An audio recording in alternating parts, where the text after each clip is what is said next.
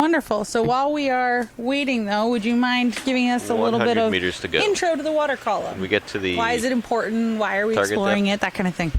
I'll have you come in the sure. auto heading, and I'll come underneath you. So the water column is one of the largest biomes All you on have to the do planet. is turn the lowers inward a little bit. Also You can do that now if you want. explored. So today, someone joined us. Hi, everybody. It is Heather Judkins from the University of South Florida, St. Petersburg. Happy to be here.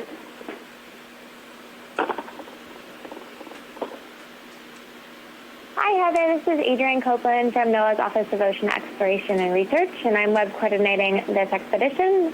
So I also have a background in water column acoustics. Well, actually, this is pilot. We have less than 100 meters to go till we're at the first transect.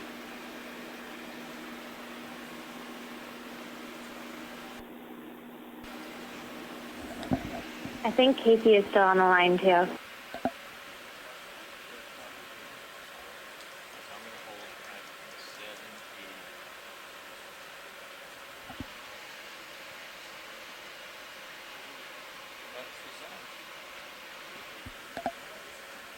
I think the ship just left us, so it's just me and you, Heather.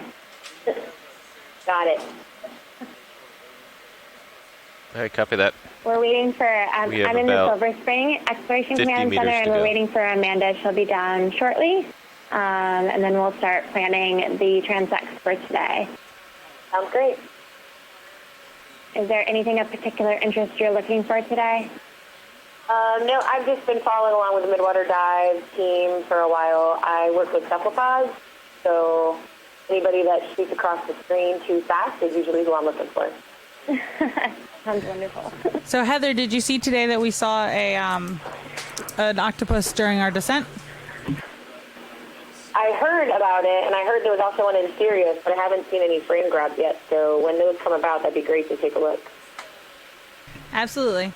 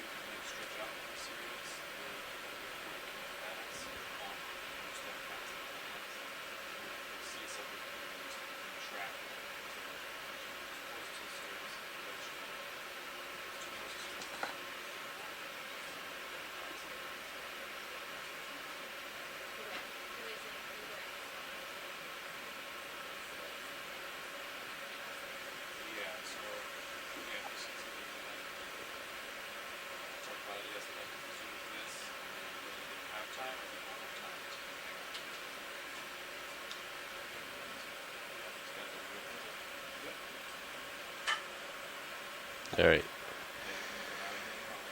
Yep.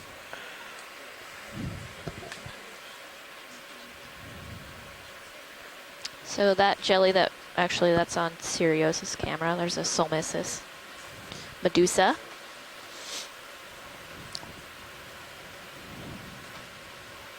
Oh yeah.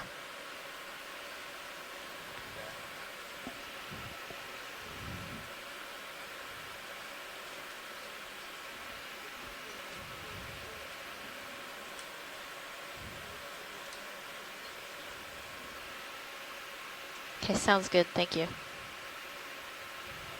There, we got a delta of 18. I'm going to back towards you now, Andy.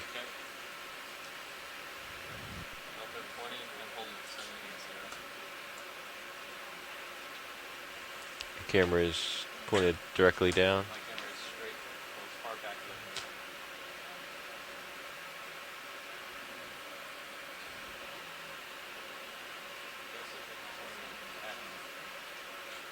Well,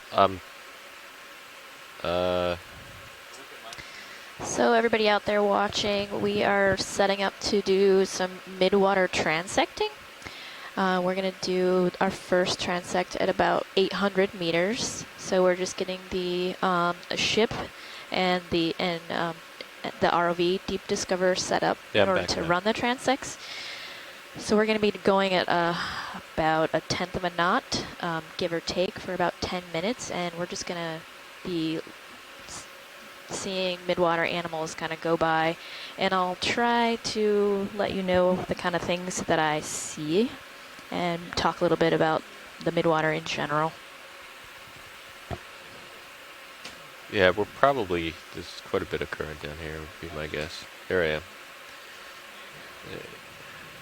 So the reason that we are interested in doing midwater transects is that actually the water column, or what we call the midwater, between the surface of the ocean and the sea floor, is the largest habitat on our planet.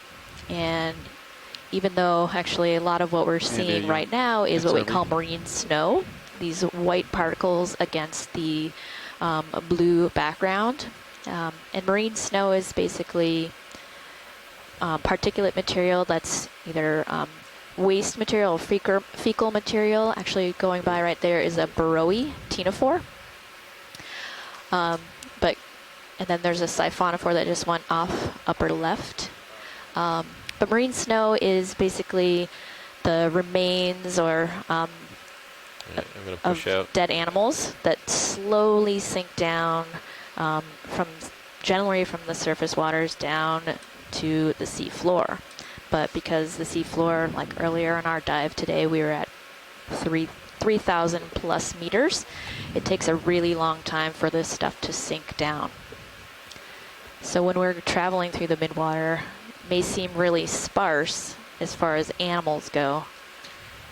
But if you think about the volume from, say, again, example from today's dive, from the surface down to 3,300 meters, there's a lot, and then you multiply that by the horizontal distance of the planet.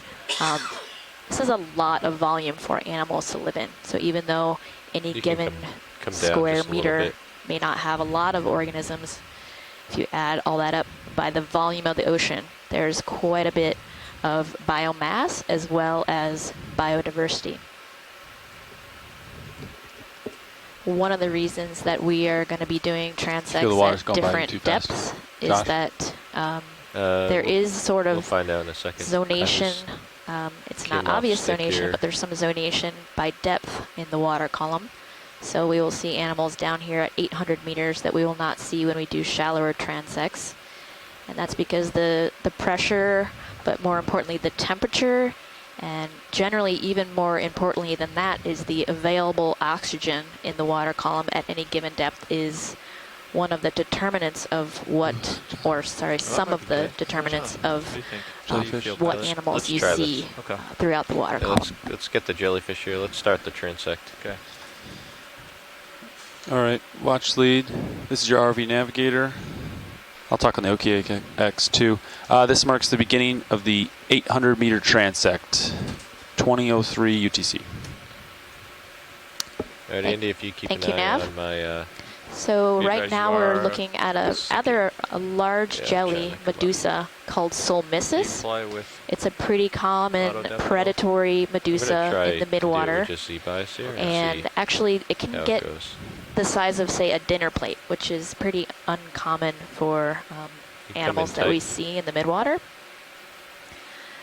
Like I said, this is a predatory species, and one of the things that it commonly eats is other gelatinous organisms. Okay. So one of the things you'll see during these transects is, or would you like me to? Gelatinous organisms are very common. You just gotta let me know what's going on. So of course, I will tilt down now. There's a lot of common animals, then there's going to be predators of what's come on out. Available. And slightly down, you're at 803 now. I saw a fish going by the upper camera. What's that? I'm not talking I on the didn't get it enough of a look to see what kind of fish that was. I was on OKX for the announcement of the beginning. Wrong. There are a few very common small types of fish that we encounter in the water column. One of the groups are myctophids, and actually we just saw that small black fish that shimmered and went off to the right.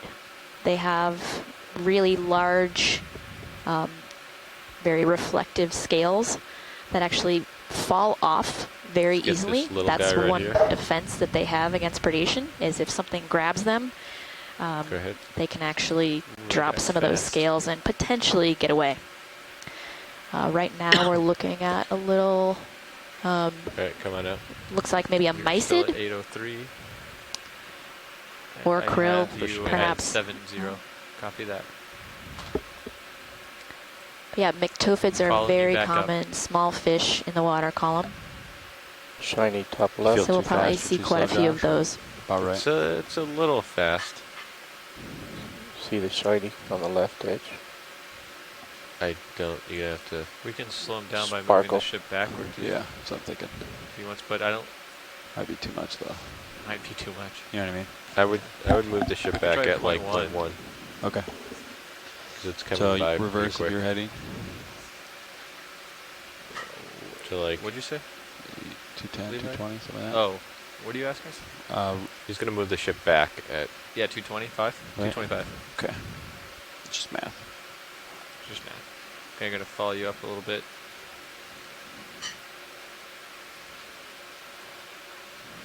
And I am now at 45. So Hey, Bridge, over this on the is left, ROV a nav. small jelly over on the This is right. ROV nav Looks like bridge. Go ahead.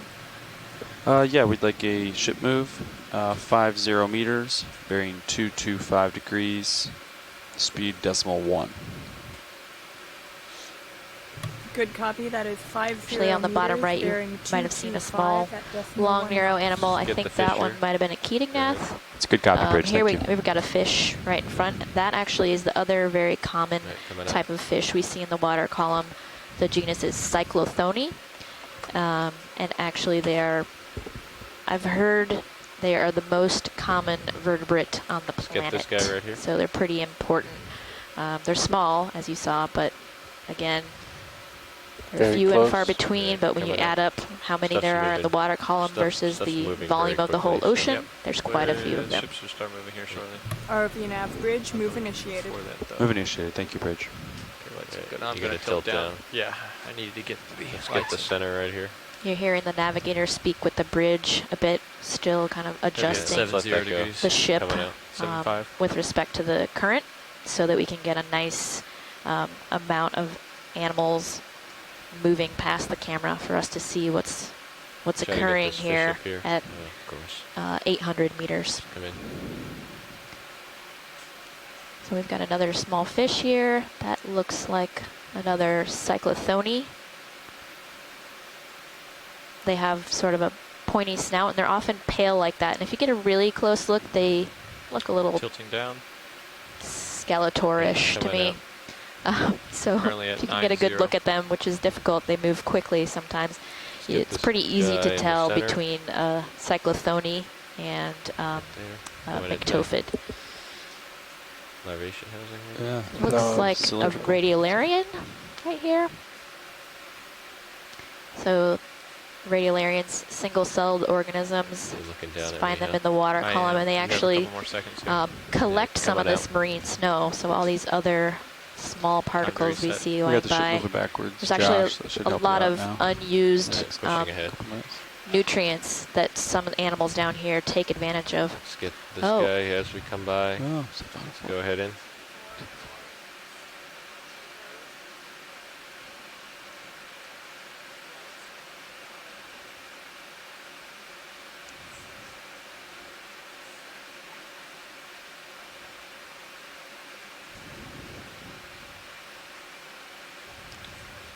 Okay, you're starting to turn pretty far, of course. Yep. I'm Time to go. lateraling here. Okay. Hey, come on out.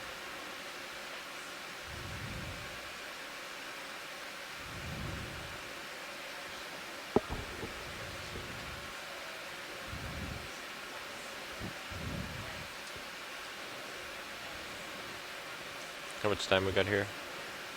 3.5 minutes.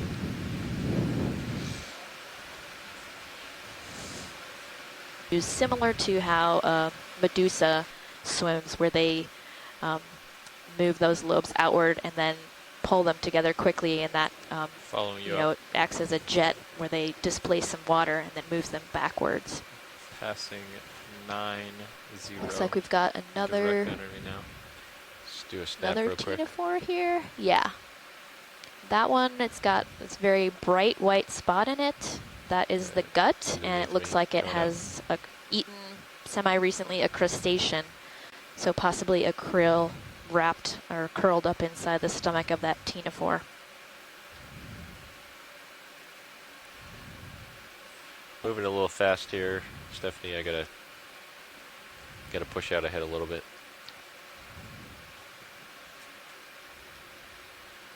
No worries, thanks. Another few cyclothony on the right and down below that we're passing by. Passing 6.5 degrees. Right. Looks like we're coming up on the right side. Another, well, the common name is the dinner plate jelly. Come on in, I Ron. mentioned that they can get the size of a dinner plate, hence the Anything common after name. we So do this, preset but the Latin name is Solmissus, and one of the unique things about this That's jelly and the group Yeah. that it's in, they What's can up? actually So what do you trail think we need their to increase that speed tentacles on it? behind them, like we saw on this particular I individual. think But they can also it hasn't hit you guys yet. bend the tentacles forward, Oh, and you guys haven't so deflected back as a yet. predatory jelly, they actually lead with those tentacles, and the tentacles are covered in stinging cells. And so if you're moving much time forward we with have? your predatory apparatus, it's probably a pretty good strategy to encounter a Hey, meal. coming in, Roland. This looks like it might be the remains. Oh, actually, no, it's still inside. So this is a larvacean, and they look a little bit like a You are tadpole, coming up actually. a little If bit. you You're can at see it 797. beating its tail in the center of this Hey, come on web. up. This is another type of animal in the midwater that that secretes a mucus web and actually filters out all of these particles Coming that we back down. see all around in the water. Again, the marine Got 1 minute snow. left. And Goodbye. they actually feed off some of those particles, but they have, we could And then you're see gonna come very up at clearly 10 the meters per outer minute house. and stay in this They formation. also have an inner house, which is very complex, and they actually, with different kind of sub-chambers within their filter feeding house, and they actually can sort out the particles by size. So again, they have two different filter houses. They have an Let's get outer this guy house that rolling. kind of gets out the large particles, and they shed those every once in a while. And the inner coming house at me. can sort by size. This looks like it could be a Minimum focus. larval cereanthid anemone. So Full light. actually, if you were tuned in earlier today, or even yesterday, we saw some good-sized tube-dwelling anemones on the seafloor. Let's get the low one. And that Make may sure have been the larval stage of one of those. Wings are all the way outboard. And Come right in. now we're looking at a salp chain. And again, you're gonna hear me say this over and over again. So many of the midwater animals are feeding on the particles in the water column What across happens if you turn those multiple lights on in different this phyla. location? What lights? So The front lights. salps, The main this is a lights? chain, so The there's you can extra see each of those fog lights. opaque The fog structures lights? is a stomach well, that's not of going to do one anything individual for this. in this Feels like colony. this is pointed down. But each individual This is is sort of below shaped me. like a barrel or a tube, and You they wanna see it real open quick? and close that That's the their end of the body or their transect, guys. You tube guys can and start swim packing up. through the There's water, the, light, just so you guys know. filtering It's beautiful. particles and water comes in one end, and then water and fewer particles go out the other. That's pretty And cool. again, they're using mucus on the 798. inside of that Okay. barrel-shaped What'd you say body now? Is This is it our five? last to subject. to- After this, we need to start coming up. capture their capture food. Right. So This yeah, is the Well, end of the 800-meter transect. Okay. We're going to start coming up after this watch leads. okay, yeah. So that was the 10 you minutes. ready to Actually, send? saw lots of great animals in there. We're going to come up to 700, I so believe. we need to turn the mains off. Yeah, mains off, 10 meters a minute. Normal Navigator, config. this is The watch mains 2. off. Camera platform at 45 degrees. Rotator. D2 is at plus 42, looking past the bars. Mains off. Okay, and I gotta come up to 45. That's 45 for me. Plus 42, you said? Yeah. That's really high. Yep. Right. Oh yeah, That's and they plus zoom 42. in. Then Okay. zoom in past the. All right, Roland. All right. All right. You're coming up a little bit already, so I'll Yeah. start coming up. So we're moving the ROV to a shallower depth Camera at 45. to do another transect. You just stay in the middle. We'll probably need to readjust the ship because even a difference of 100 meters in the water column can have a drastically different current regime. Could be coming from the totally opposite direction. So we'll probably have to reassess as we set up for the next transect. Next stop, 700 meters. Pilots. Copy.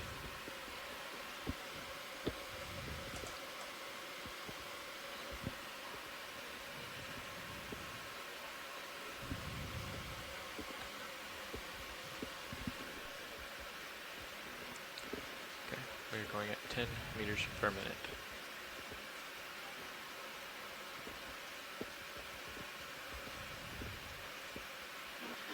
So Heather, the Okeanos Explorer hosted a Reddit AMA yesterday, and we got lots of different questions. And I was wondering, since while we're transiting to the next location, do you want to answer one of them live?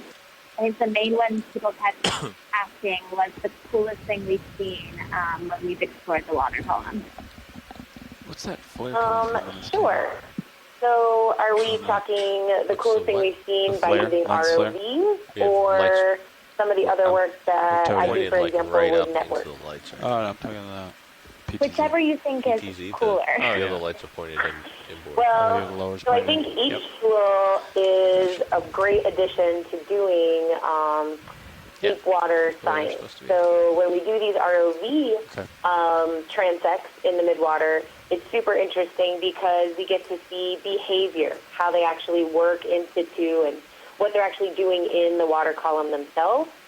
The hard thing with ROV work, and especially for cephalopods, because they're pretty quick, so squid and octopus move pretty fast, so oftentimes they're not in the camera shot. Marine snow. The gelatinous folks love the ROVs. It's great for them because the jellyfish and the ctenophores and other organisms like that are pretty slow-moving and might not react so quickly to a big ROV with lights and sound coming at it. But we do get some great cephalopod footage with that as well. So I think some of the squid footage I have seen from past cruises we've done with Okeanos has been really enlightening to give us a little bit of insight about how they act and what they do. And with the net system, so I've been fortunate enough to go out to sea and do some collecting with very large trawl nets where we collect big adult organisms, which I guess and then we've used some other net systems where we detect juveniles and smaller organisms. So it's, I think every tool that I use always has a pretty cool factor to it. So I would say some of the squid footage from ROVs, and one of the most fun ones that we did, there's a lot from the net collections, is for my PhD work, I was working on squids and octopus from around Gulf of Mexico, Caribbean, and a little piece of the Atlantic around Florida. And we didn't know how many species were there for cephalopods. And we had seen giant squid, things like that we've documented. But there was another large squid that was found by fishermen.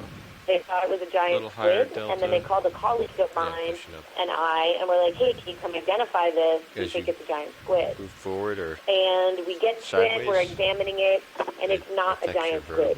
It was large. It was a 20-foot squid from the end of the tentacle to the top of its body. But it was not a giant squid. It didn't have any of those characteristics. So we did a lot of research and come to find out that it matched very, very closely by morphology to a squid that was found off the coast of Japan. So we were fascinated because we're in the Gulf of Mexico finding this. It matches a creature from off the Japan coast, and it matched morphologically. The one piece I wish I would have had from that 1960 specimen off Japan was DNA, because then we could have matched it genetically. So I ended up using part of that in one of my PhD chapters, and it was this new squid called Aspiroteuthis acanthoderma to the area of the Gulf of Mexico. So, and that was in 2007 and 8 where we found a couple of these specimens. And then the fun thing for me since has been that all these cruises I've been able to go on, we keep finding Aspiroteuthis acanthoderma. So now I've got a male, a female, juveniles. So now we're getting the whole life history of this creature that I think has been there for a really long time, and we just haven't been able to collect it. So I think there's a great value to all the tools we use for marine science, especially when we're looking at open water exploration.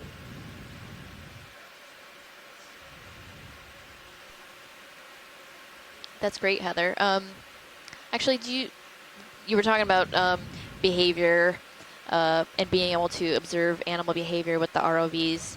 Do you can you touch on how you think that Asperoteuthis is feeding, given the unique morphology of their tentacle clubs, and maybe talk a little bit about that as well compared to other squids? Well, we really don't know. We actually did get some footage, I believe it was on one of the Okeanos cruises, of an Asperoteuthis in the Gulf of Mexico, I believe. It was either last year or the year before, maybe a couple years ago now. But the tentacles have this large photophore at the end of it. And some of the other squid do too. These guys aren't the only ones with photophores on their tentacles, but it could be thought that they use this to lure over other organisms. And as to what they eat exactly, I don't know. We know in general, squid eat things their size.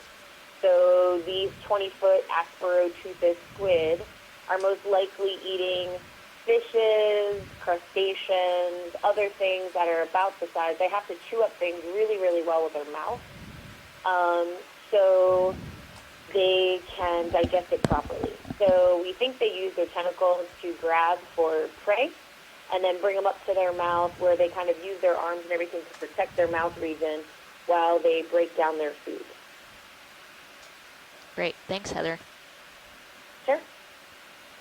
Yeah, so now I'm imagining, what kind of fish they're going to be catching out there that are near to or similar size to themselves. Yeah, I think they'll eat smaller stuff too. Like myctophids are like food for everybody, right? So Yeah. I would imagine they're eating small organisms that they come across.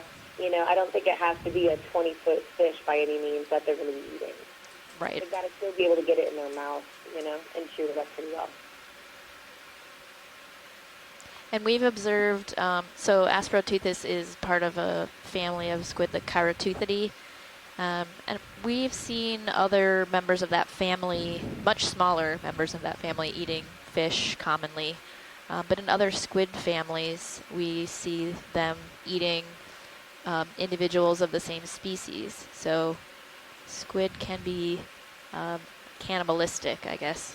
Yep. They're opportunistic, certainly, especially, in water column like this. You're gonna want to grab and try to eat anything that you can get your arms around in the case of squid. So they'll take other squid, or they'll take fish, shrimp, and things like that.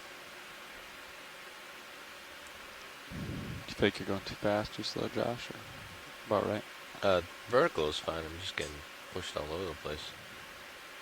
Ooh. And Adrian, you're on the line, correct? Yes, I'm here. And we also have Amanda now from the Silver Spring APC. Move complete. Awesome. Hi, Amanda. Wait, the move is... Are we going to keep moving? Sorry, I wasn't here I for figure the start the of the dive. currents are going to change every... No worries. I could keep moving if you wanted, but... How do you guys feel? Adrian, I was going to ask you to talk a little bit about, since we were just talking a little bit about what squid eat, Stop, I think it's gonna maybe you could change talk everything about real quick. what eats the squid down here. Who knows? Well, because the move was only Yeah, 0.1. so I actually, for my PhD, I studied marine mammal foraging behavior, so marine mammal feeding behavior. And I particularly was interested in deep diving tooth whales, or odontocetes. So. And those whales I think eat we're gonna have to turn what to you guys are starboard talking here. about, the squid, which in turn eat many of the smaller things like myctophids. And we were interested in seeing if these smaller things are attracting your larger squid, which in turn are attracting these large whales. So if you look in, I think it's feed 3, we have the acoustics, the EK60s up there, and right now there's 1, 2, 3, 4 frequencies. And you can see these deep scattering layers that form layers around 300 to about 800 meters, and that's where the small critters are. So I was interested in looking at if these small critters are attracting your squid, which are attracting those large whales. Cool. And why are there layers of these animals in the water column? Yeah, so Heather talked a little bit about zonation earlier. And so how you guys heard, we're doing transects within these different zones in the water column. And these animals make layers in the water column based a lot of times on light.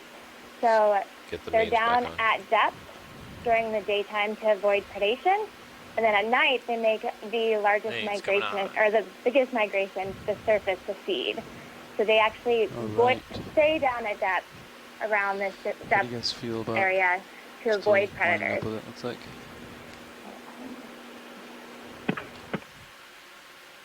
Yeah, so one thing that to think about with the water column, which it was hopefully sort of obvious, but you may also not stop to think about, is there's no physical thing to hide behind or hide underneath or anything like that. So your greatest protection can be the fact that there's very little to no light depending on what depth you're at.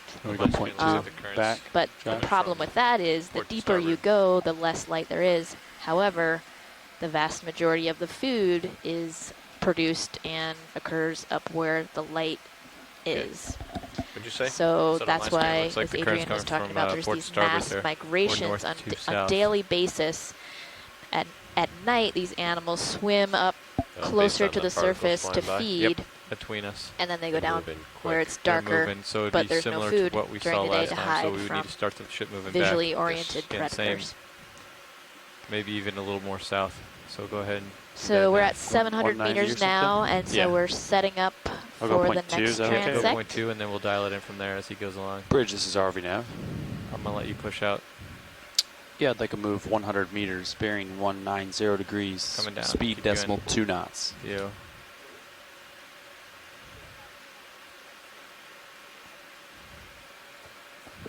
Good copy. All right, guys. Let's keep going. Okay. I'm looking down on you.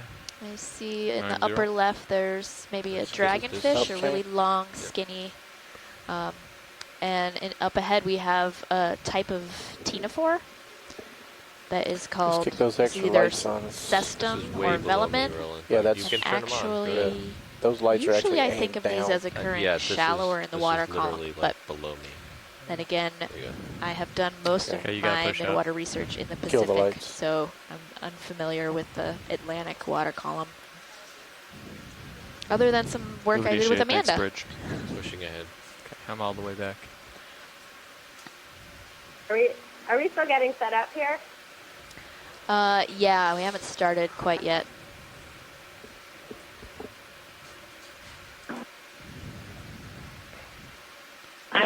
I'm taking over the scribe annotations here.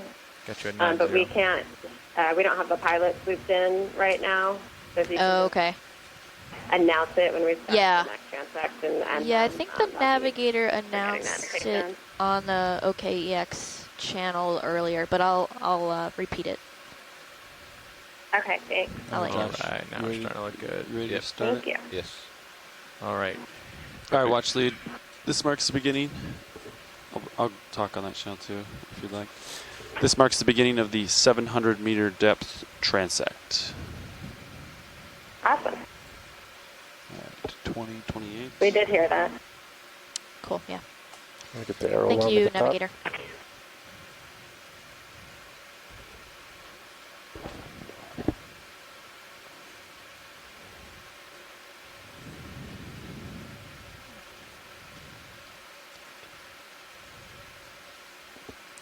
Coming down with so you, about approximately dead center, now going off to the left, I see a krill. Gotcha. At least I think it's a krill. Again, that's a favorite food of some of the ctenophores and cnidarian medusae that we see in the water column. And this is the remains possibly of a larvacean house. So in the last transect, I was talking about how they filter out the particles using mucus houses, and they actually, when the outer house gets clogged with particulates, they abandon that house, and then it becomes what we call a sinker. And so it's mucus with particles entrapped in it, and just the fact that it's all conglomerated causes it to sink relatively much faster than any of those particles by themselves. So it's a sort of a more rapid transportation of nutritious material to deeper layers, and possibly also all the way to the seafloor. Pushing ahead. I think stuff's still coming at us too fast. Yeah. So it's going to take a moment for the wire to get down there. It's going below me. Let go. So siphonophores are colonial organisms. What do you think, Nav? The one end I can is increase it by 3. float Easy. and some swimming bells. Serial That's started moving at all?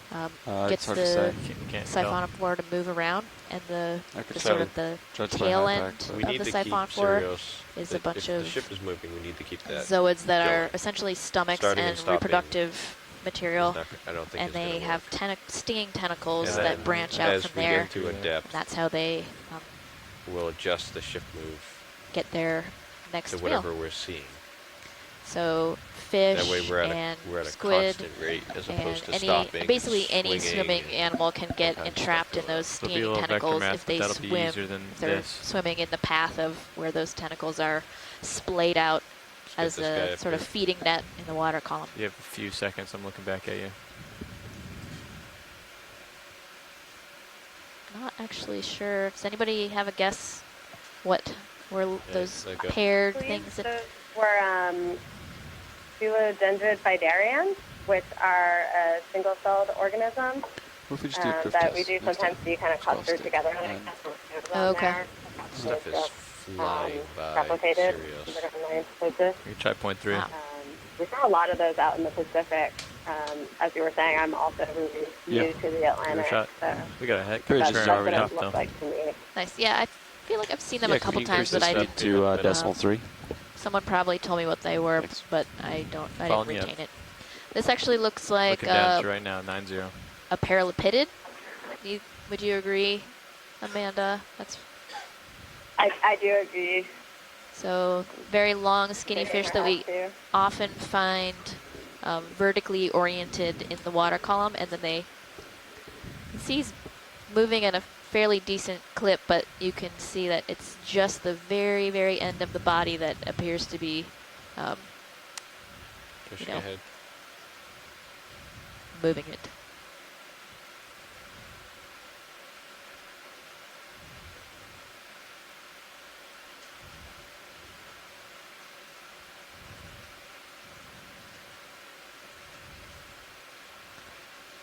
So yeah, we're doing 10-minute or so midwater transects right now.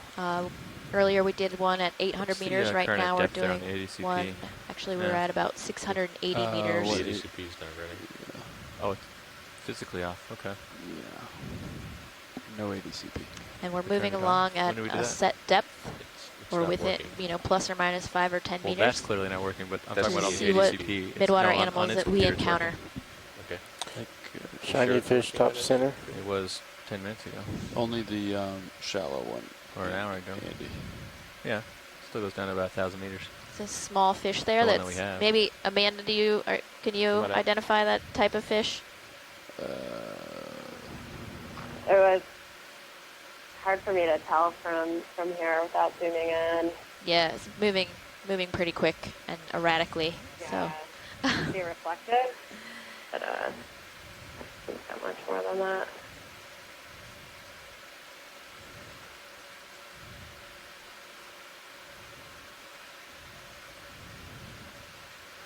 The percent good is not good, Andy. I have What's the other little tab? I have 2 whiskers. That's off. Okay. Sorry. Oh, there it is right there. Here we go. Okay. Object below. Starting at Go ahead. 600 meters, we got Mucus.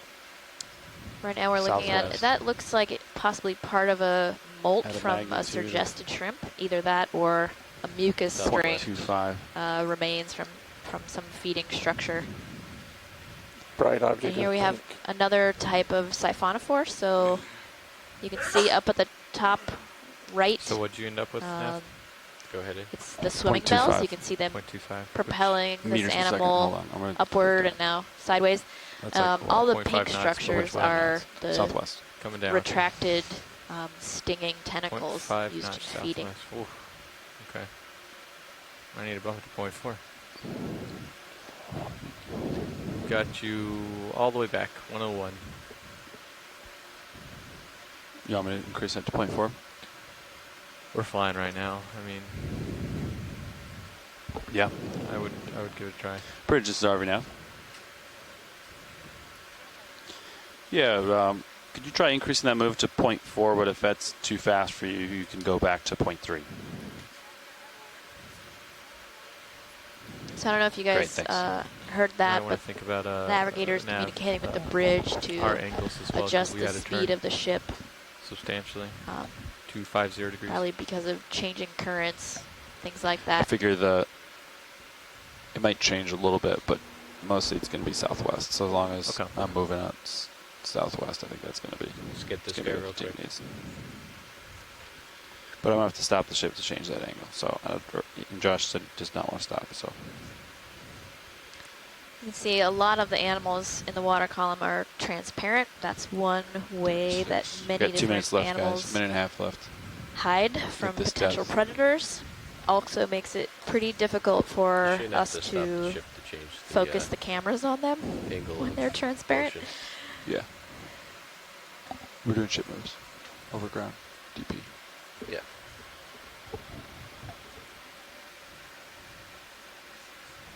I can ask for. Bridge, this is RV Nav. Yeah, I have a question for you. If we wanted to change the angle of the move, the bearing, do you have to stop and then type a different move in, or can you change it on the fly? Coming up, okay. Okay, I thought so. Thanks. Looks like there's a low bait ctenophore that just went off screen below right. Got 30 seconds left at this depth. Almost done with this transect at this depth. Let's get this guy. Here we have krill.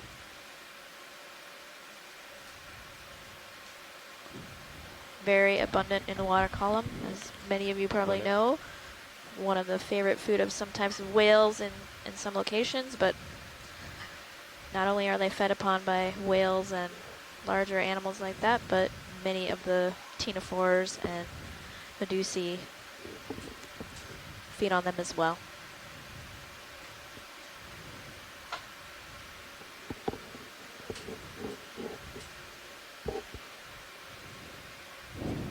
Okay. Let's get this guy.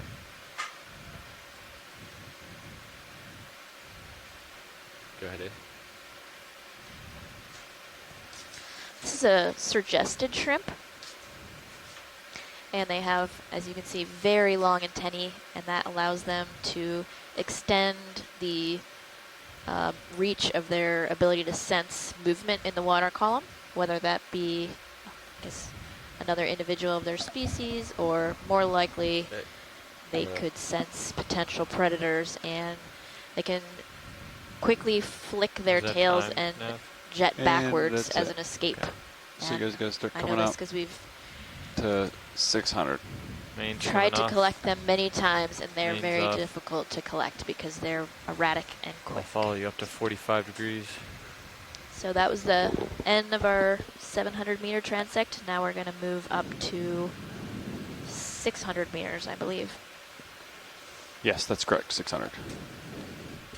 Up to 600 we go. So yeah, Josh, I got this ship moving 0.4 now. Okay. So you have the. Go ahead, Bridge. Got you a 4.5 pilot. Okay, can we Start tack right on in. another Seems like 100 we meters saw to that bridge? quite a few more sort of larger organisms at the Heading up. 800-meter Ready to go? transect Yep. Heading versus up. the 700-meter transect. Correct. And that's not That's uncommon, given that we could be in a Okay, we're different patch of 10 meters water. per The minute. current is going different So ways, you have an and estimate on what animals the in the water currents are going to column be at can next be depth? patchy, so we you can can go get the ship moving in the for a right while direction and before we see get there and nothing much, see what we have. and then Yeah, that's you'll fine. hit a patch of water where there's just quite a Yeah. few of either So one you're gonna type of figure out how organism to get or 0.1 out quite of a those few currents. different types of organisms. So you never know what you're going to find. With the ship move. Yeah, that's easy. I think that's a small Thanks, fish Bridge. out there that just swam away.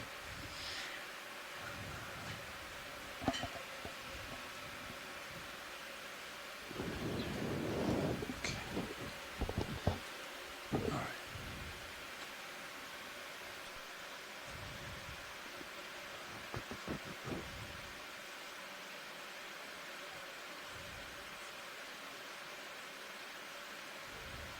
Got 10 minutes. We can do it.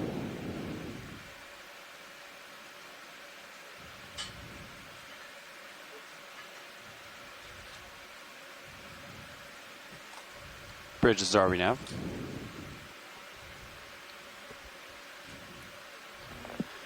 I'd like you to change the bearing of that move, so you might have to Okay, come so to a I just stop. realized I didn't tell everyone quick, out and there then, initiate who the it is next that's one. talking to you from the so ship.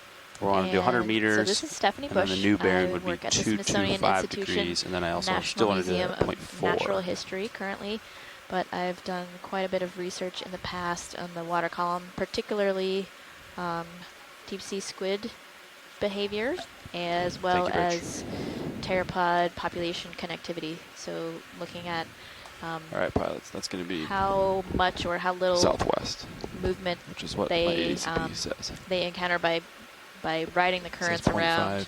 I'm doing to different 0.4. geographical locations. Okay. So, Should be given pretty that, close. it'd be great to have the other Yeah, that's the midwater direction, yeah. biologists and any other scientists that are on That's the where you guys line are- introduce where you guys are already themselves, at, so. tell us where you work and what kind of research you do.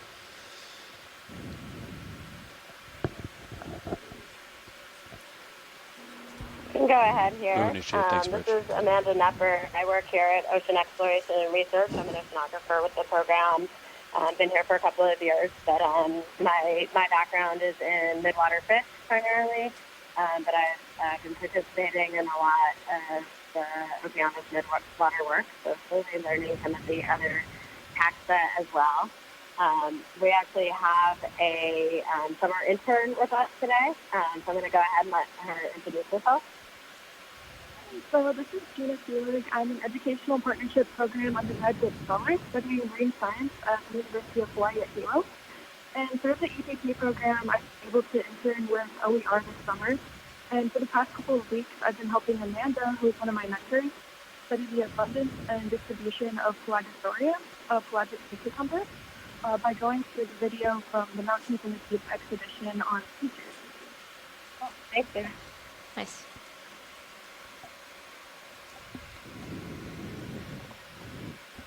I'm also with NOAA Office of Ocean Exploration and Research, and my background is in studying whale behavior using active and passive acoustics.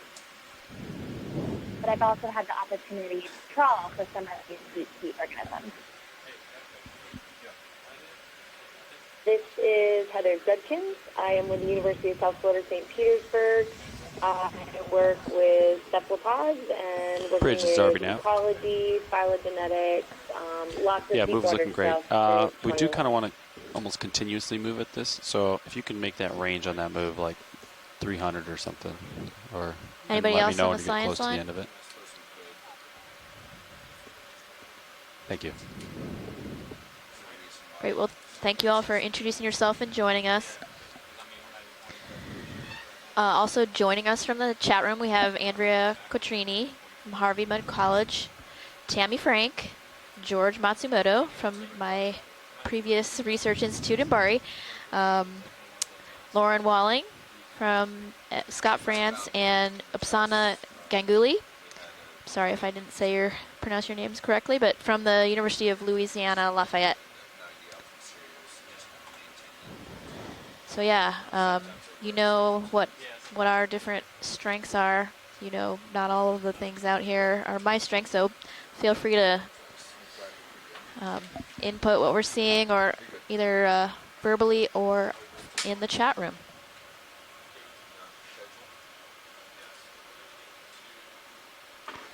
So we're just heading up from our 700-meter transect to our 600-meter transect. We're about halfway there. We're at 649 right now. And then we'll be doing a 10-minute horizontal transect at 600 meters to see what kind of organisms are inhabiting that depth.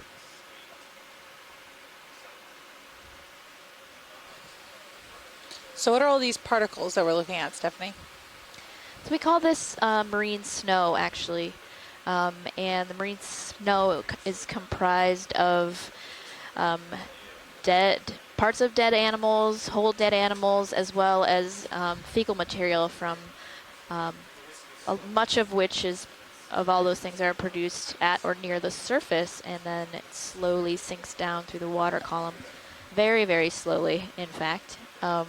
So yes, as we're traveling around either horizontally or vertically in the water column, this is the vast majority of what we're going to see.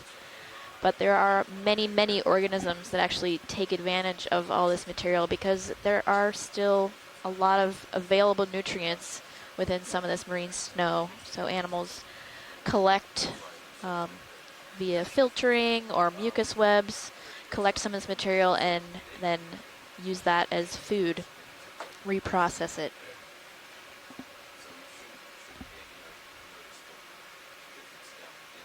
So it does look a little bit like we're the opening scene of Star Wars. In an ocean far, far away. Yes. We are currently, right now. We are, what, 300 kilometers off the coast now? Something like that? So we are about 200 miles pretty much due west off of North Carolina. Okay. So we're just at the edge of the U.S. EEZ that surrounds the U.S. continental margin. Thank you, Casey. The reason that we're so far offshore is along the east coast of the U.S., we have to go pretty far offshore in order to reach waters that are deep enough to get down. So earlier today we were doing a dive on the sea floor at about 3,300 meters. So we were traversing across some soft sediment, found some different rock outcroppings. Now we're about 630 meters now, so we're looking at all the midwater organisms that are inhabiting the water column above the 3,000 plus meters we were looking at earlier today. And in this area of the U.S. continental shelf, it's actually one of the widest along the U.S. eastern seaboard. So up as you get closer to North Carolina and Norfolk and Virginia area, it's a lot skinnier, and then it kind of comes back out as you go northeast around New England area. But in the southern half of the United States, it's a big, wide continental shelf. So as you said, we had to go fairly far offshore in order to get to that deep water. And currently right now, we're working in an area called the Blake Ridge, which extends from the Blake Plateau, which is where we're going to be spending a lot of our expedition this year.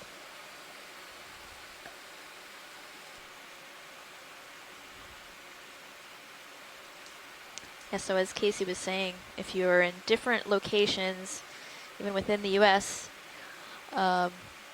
you might not have to travel quite so far off the coast to get to deep water, but here in particular, we have to travel one of the furthest distances to be able to dive as deep as we have been here. When we were working off of Hawaii, it was just a couple hours transit to get to the same water depth. Whereas for this cruise, we had to transit pretty much a full day to get all the way out here. Yeah, the same is true from where I did. I had a quick request. Yeah. On the Stream 3, can we, instead of the quad 8 screen, meters just to go, put the echo sounder data so we can see it better? Awesome. Thank you. Yeah, no problem. Thanks.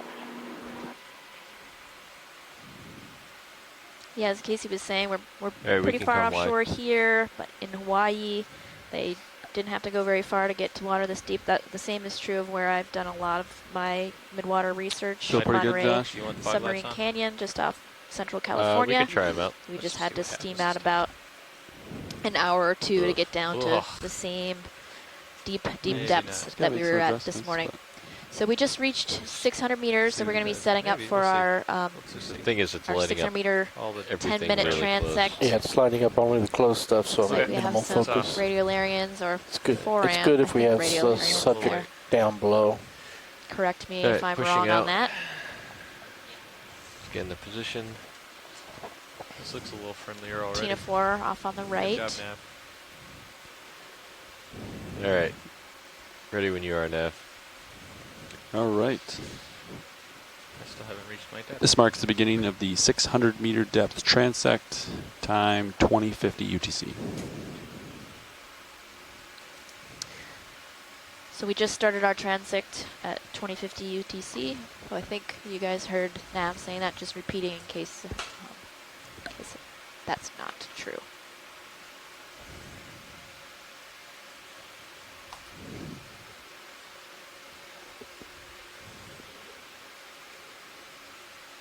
So you see, actually, you see that small You got two perfect. animal now there's going no in current. circles or spirals. Now it's about top center. Yeah, That you is might wanna actually slow a the ship cutic by, nav, 0.1. which is an entire Bridge, this is phylum RV to nav. itself. Good. Or they're commonly called Yeah, you arrow can go ahead and worms. slow the ship, decrease And the they speed have of that that, very move back to 0.3, distinctive please. swim. Not quite sure the best way to describe it, but they're Looks like they're you pretty got your easy camera to tilted pick down apart. pretty far. Casey's Camera doing a dance tilt right is now. at If only you could see Even. it. They This is -3. are gelatinous worms, but then they have their head region has these retractable hooks that, when you look at them under a microscope, are rather gnarly. Dark down at the bottom. Did you guys reconfigure And your their lights? favorite No, we food, didn't change we can anything. actually see one of their Look at favorite this prey guy items right right here. now, a copepod we're zooming in on. So those arrow worms, that's one of their favorite things to eat. And that's partly because copepods are very, very common Coming in out. the open ocean. But they're so small, we likely overlook a lot of them. So it was great that we Get the swimmer. happened Go to ahead see that one, so we could talk about it. Where's he at? right in center. This dot. Yeah, it's a little, looks like an amphipod, actually. Yeah, So a coming type out. of crustacean. We don't see those a lot on their own in the water column. That one is probably out swimming around looking for a medusa to attach itself to. Commonly, if we zoom in on some of the gelatinous organisms out here in the water column, they have some Pushing ahead. stowaways, which commonly have amphipods on there. And often there are very specific species that species pair. So a particular type of medusa will have a particular species of amphipod on it, which is kind of cool.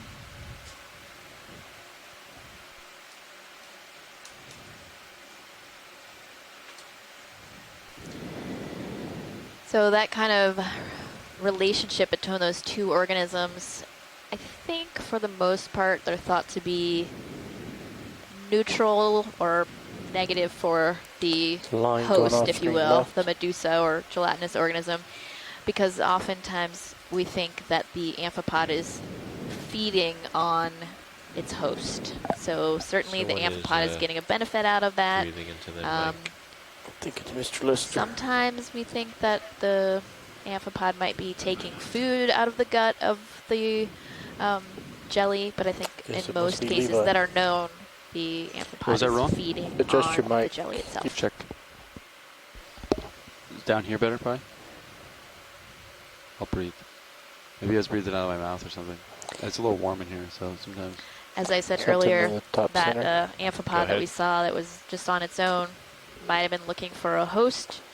How they find a jelly out here in the dark, that is a great question that I would love to know the answer to.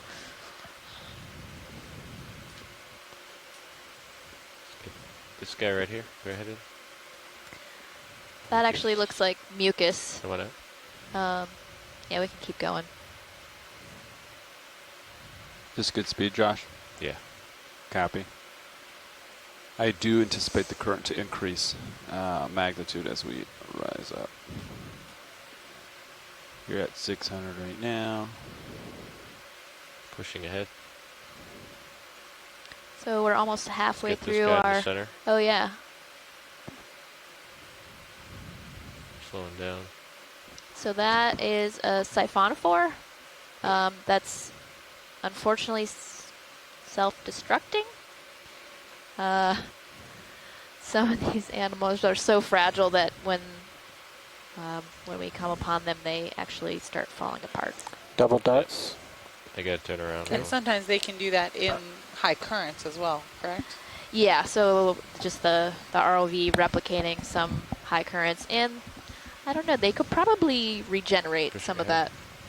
I'm not totally sure about siphonophores, but many marine organisms can regenerate, including actually some of the squids can lose their arms as a defense or just in a predatory interaction, and they can regrow them. So it's not necessarily a bad thing that the siphonophore lost some of its feeding tentacles.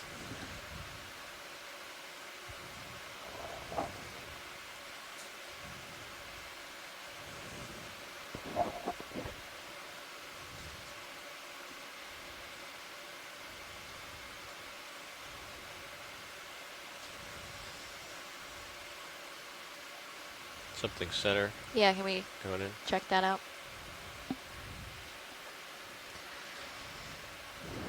So that is a lobate ctenophore and a cyclothone fish that's swimming by right in front of it, and it's gone. Is that right in front of me? No, it's down below. Actually, going out this of the might lights. be an animal we call Iron's maxed out. Sedusa, Below us. which is a ctenophore that is similar morphologically to a medusa, which is a totally different phylum from ctenophores. But I'm not sure on that, actually. This is a larvation. It's a big one. As you can see, it's got this outer house that's made of mucus, and it's got, we talked earlier about marine snow, so all these particles that we see in the water column actually do still contain nutrients, so many animals take advantage of that. This particular animal, which is the small, 65. slightly more opaque organism in the center there, and you can see its tail flapping, that produces a feeding current, collects those particles and eats them, and then discards the house when it's done. How quickly does that happen? That's a great question. We've actually sat around and watched them produce their houses. I think, depending on the species, they can do multiple per day or just maybe one a day. I think it probably depends on how much particulate material is in the water column, and therefore how quickly those houses get clogged up. Because they're actually not interested in those larger pieces. So they're excluding them with that outer mucus house. And actually earlier, I think it was during the 700 meter transect, or maybe between the 800 and 700, we saw a sinker, which is actually one of the discarded outer filter houses of a larvation. And because of the mucus sticking those particles together, those sinkers, as the name suggests, they sink more quickly than the particles do on their own. And that is a more rapid transportation of potentially nutritious material to the deep sea floor.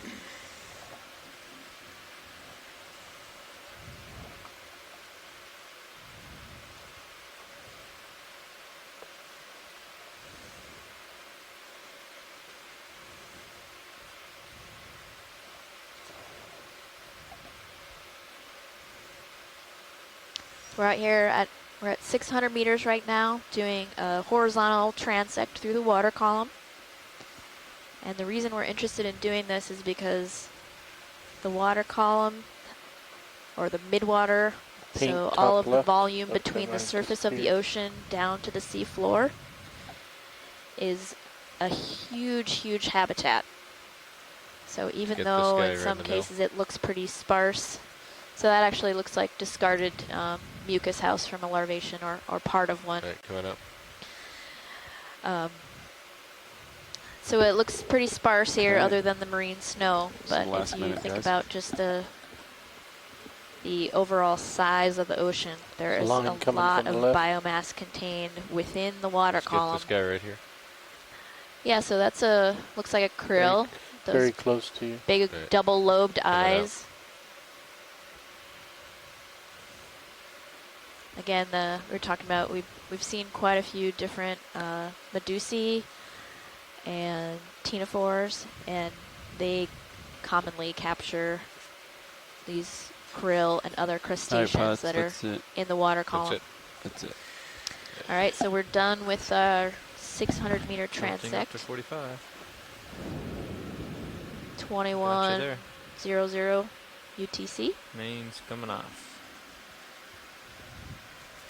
And now we're gonna move up to 500 meters, correct, Navigator? Yes, 500. Great, thank you. Okay. Ready to So come we've up? done a 800 meter, 700, Coming up. 600, Okay. and now we're moving How's the 100 crowd meters look at that shallower depth to nav? do another 10-minute transect 10 at meters from there. 500 meters. This keeps changing. It's like someone else is trying to use this computer. Like, He's troubleshooting it out there. So we're That'd seeing be some fine. more radiolarians. 500. About the same, maybe slightly larger magnitude. It's fascinating we'll leave that some of what we these have single-celled organisms like radiolarians sound are good? larger than Leave it here and then increase it if we the need krill. to. That's what I was, yeah. Yep. Lighting on that last transect Kind of a cool seemed concept. different. Seemed like we had less things lit. there wasn't as much stuff Are there in the water. advantages to that? There's a Yeah, we, Bridge, lot this less is RV now. marine we snow. didn't move anything. That's a great question. How much do you have left in that You mean move? to being a large single cell? Well, yes, Go ahead and certainly. tack on another 200 meters. One of the Thanks. features of the water column that animals need to contend with is the fact that they want to stay in the water column instead of sinking down to the bottom. So in the case of that radiolarian, we've seen a number of them. They have these appendages that stick out further than the main part of the cell, and just having a Why larger am I surface showing area to ground volume fault ratio Without any allows ground you to faults. be either neutrally buoyant or slightly positively buoyant, and that keeps you from Okay. sinking down There it goes. and having to does expend go red energy when in order it's to like- swim back It'll up time and out. then sink Yeah. and swim back Times up. out, So yeah. ideally, some organisms would like to be neutrally buoyant and just stay put. Of course, they're planktonic organisms, which means that they can't swim against the current. They ride around on the So current. this will be the last. So they are moved certainly horizontally and last somewhat transect for vertically as us. well, but it'll keep them in a patch of water that has the conditions that are the better ones for the organisms to inhabit That's correct. and thrive Bridge. and find their food, So we're things doing like that. 500, and then what's the next one? 300. Yeah. So there's another Keating Nath off in the distance, doing its characteristic swimming. Cool. Casey is Cool. reading. Right. Oh, here we have a siphonophore. So you could see probably the translucent or transparent swimming bells, which is what propels those colonial organisms. And then the pink area was the tail, which contains the feeding structures.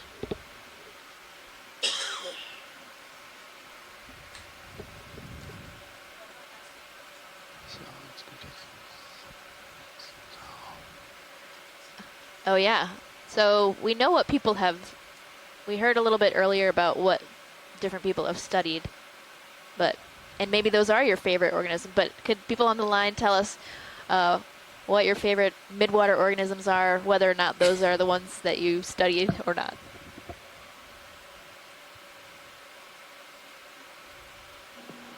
I'll start. One of my favorite midwater organisms is a hatchetfish, which is like a super weird looking fish that's really, really skinny.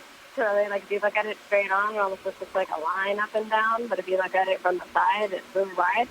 And they're almost look like a little silver potato chip with a little nook cut out of them at the base of the tail. And their eyes kind of look upwards, and they are really terrible swimmers, and I think they're really neat and cool. And there's something I always think of as being really pelagic, but by doing these ROV dives, we actually often see them associated with the seafloor. I know there's been some dives where they've been associated with corals. So that's something I've been thinking a lot about, and they touch place in different roles in the ecosystem, and really kind of triggers what you think of when they're playing. And I did actually study those for a living at one point, along with other fish out there. Yeah, the hatchetfish are great, actually. So that's a really good example of kind of combining a lot of the different characteristics that midwater organisms have to deal with living in the water column. So as Amanda was saying, they're laterally flattened. They have upward-looking eyes. They are very reflective. Those are some common characteristics we see. Does Deep Discover count? Did you guys hear that online? Does Deep Discover count as a favorite organism in the water column? I'll take it. Pretty cool. I guess the next, since mine's kind of along the lines of Amanda, it's also a fish, but I really like the viper fish. They're really cool because they have these giant fang-like teeth, and their lower jaw is hinged, so they can open their mouth pretty wide, and it's a pretty creepy fish to pull up in a trawl.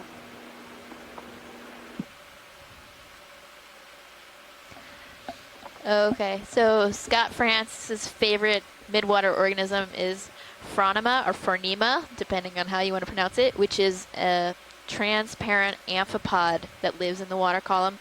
And they actually locate and grab onto a salp, which we saw quite a bit ago.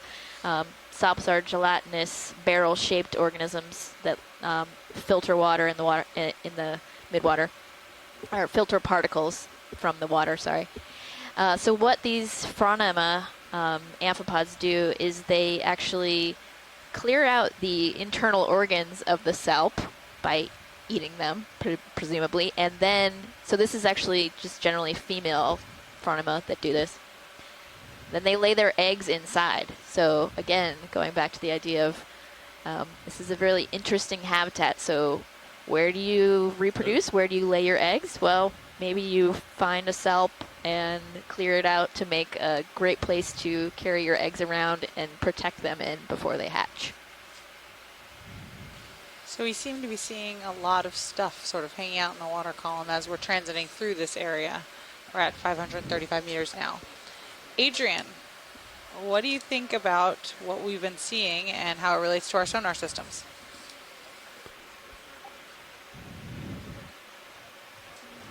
Yeah, so Amanda and I were just chatting earlier actually about the deep sea scattering layer. So the layer that you can see in the sonar. So camera 3, there's 4 different sonars that you can see, and there's quite a bit of current. Relatively strong layer in our 38 You want to increase the speed? I have to push forward quite a bit to stay at first series. It's pretty amazing. We're chatting how we don't really see that layer strongly in the 18 kilohertz. I'm only going 0.3 frequency that you on can the see show. there.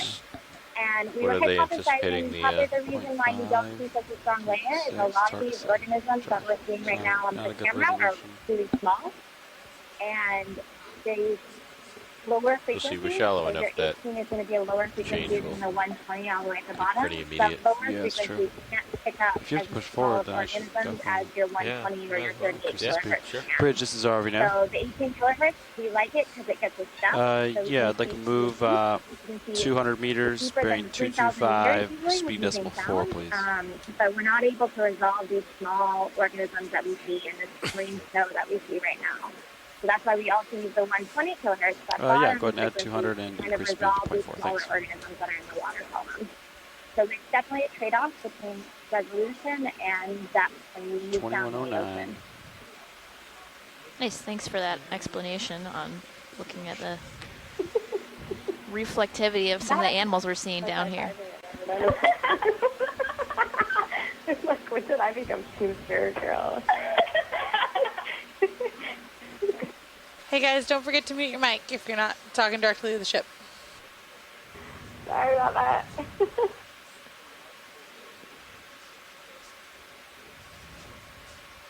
So we're coming up to, we're almost at 500 meters where we're going to do another midwater transect.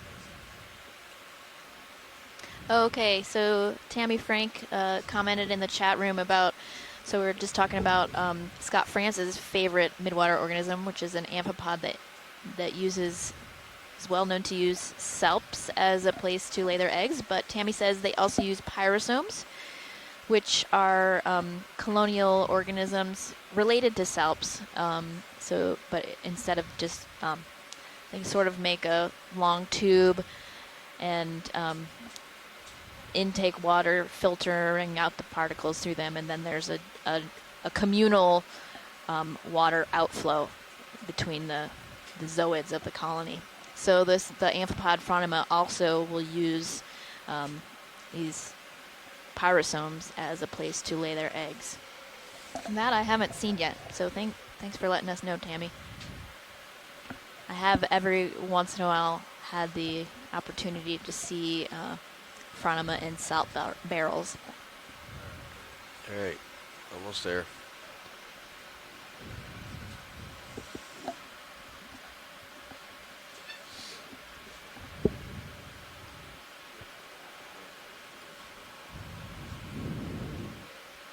So we're seeing a lot of marine snow as we go past and set up for our next transect at 500 meters.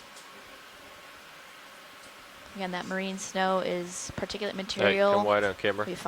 We find throughout in the entire water column, and it's material generally produced and sinking down slowly from the upper surface waters, or what we call the epipelagic, which is the surface down to generally 200 meters.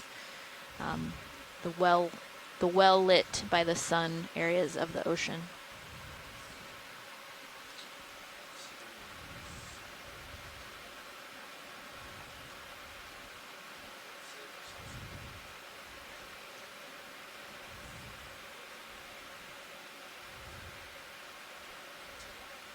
So it looks like we're almost ready to start the transect. See, oh, there's a fish right there on the left. Jelly down on the right. All right. Good, Josh? Yeah? Yeah. Okay.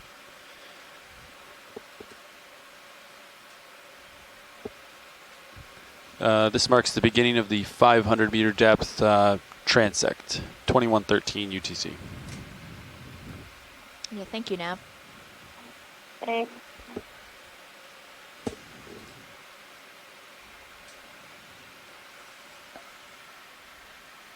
Let's get this guy on the right.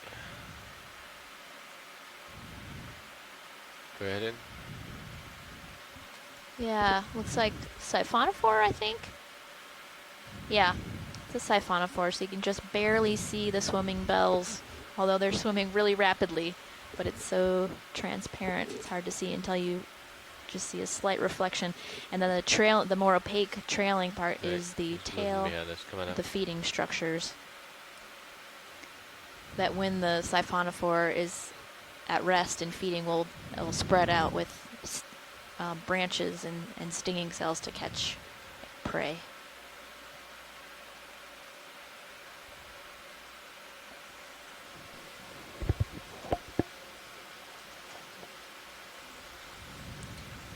You can probably increase that move a little bit. Yeah. Yeah. Heather, are you out there still? Bridge, this is RV now. Go for it.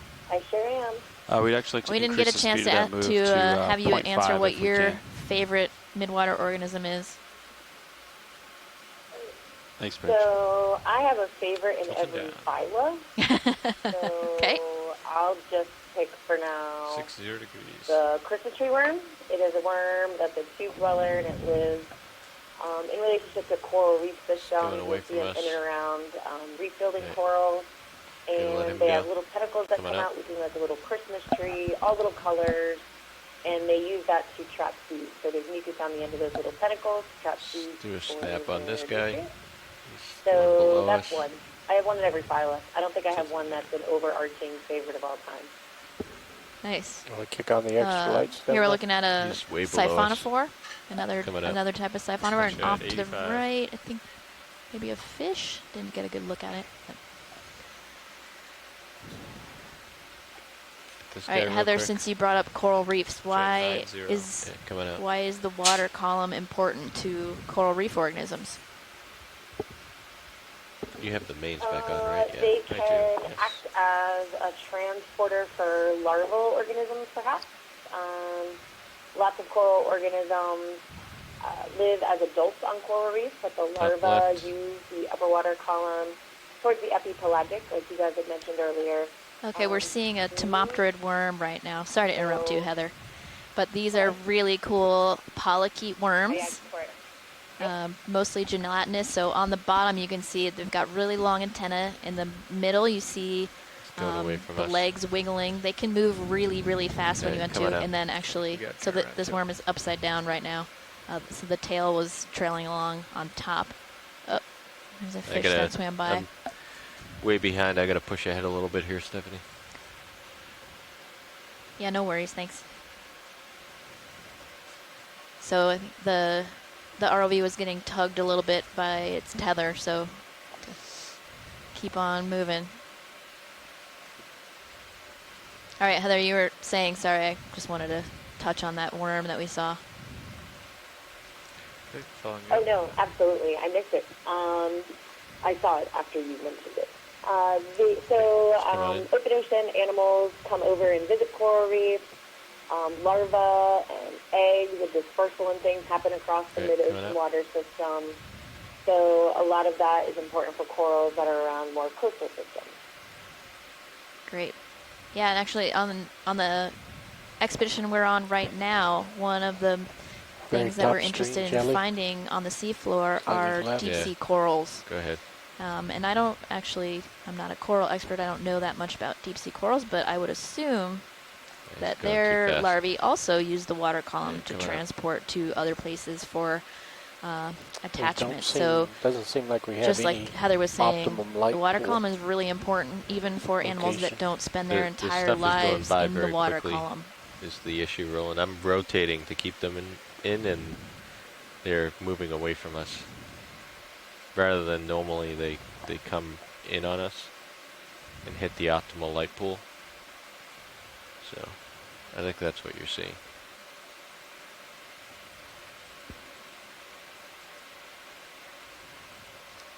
Here, I can tilt up more and get in the main light pool. Why I can not? do this guy right here. Actually, can pilot, this is a Go ahead. science. Can we look over to the right? There's a long skinny on out. thing. Skinny thing here. Ye- Yeah, come on in. Yeah, thanks.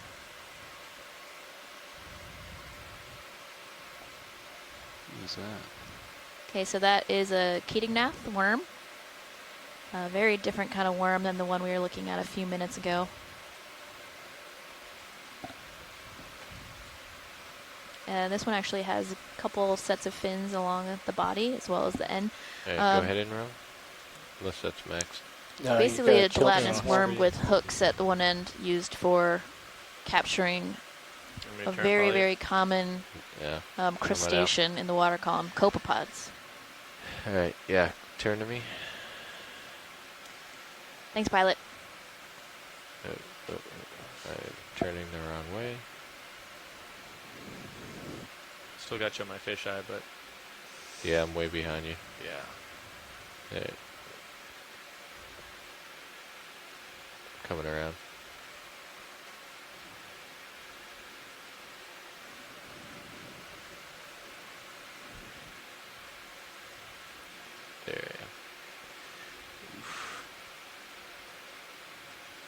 coming counterclockwise.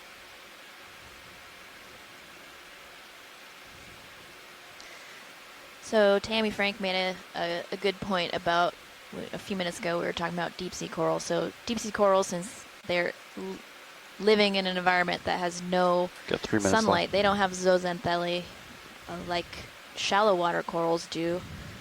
Those zooxanthellae in shallow water corals provide some I'll just keep you here of if you the want to turn nutrition sideways into it and for the go across corals. this way. Therefore, deep sea corals don't have I mean, that. we can try it. They but rely it's completely whipping on across right now. Sure. material flowing by them in the water column to provide their nutrition, which is why they are found in high current areas, because they need a lot of water going past them to get enough food. So thanks for pointing that out, Tammy. Get this guy real quick. Yeah, so that's a siphonophore. So on the bottom, again, is the transparent So fast. swimming bell, trailed by the feeding structures along the tail.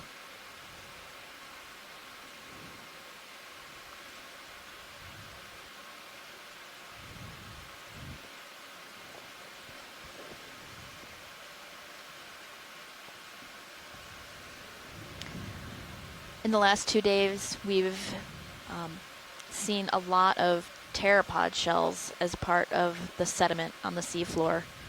So I'm really hoping that on one of these transects we see a live pteropod, because they're one of my favorite groups of midwater organisms that I study them.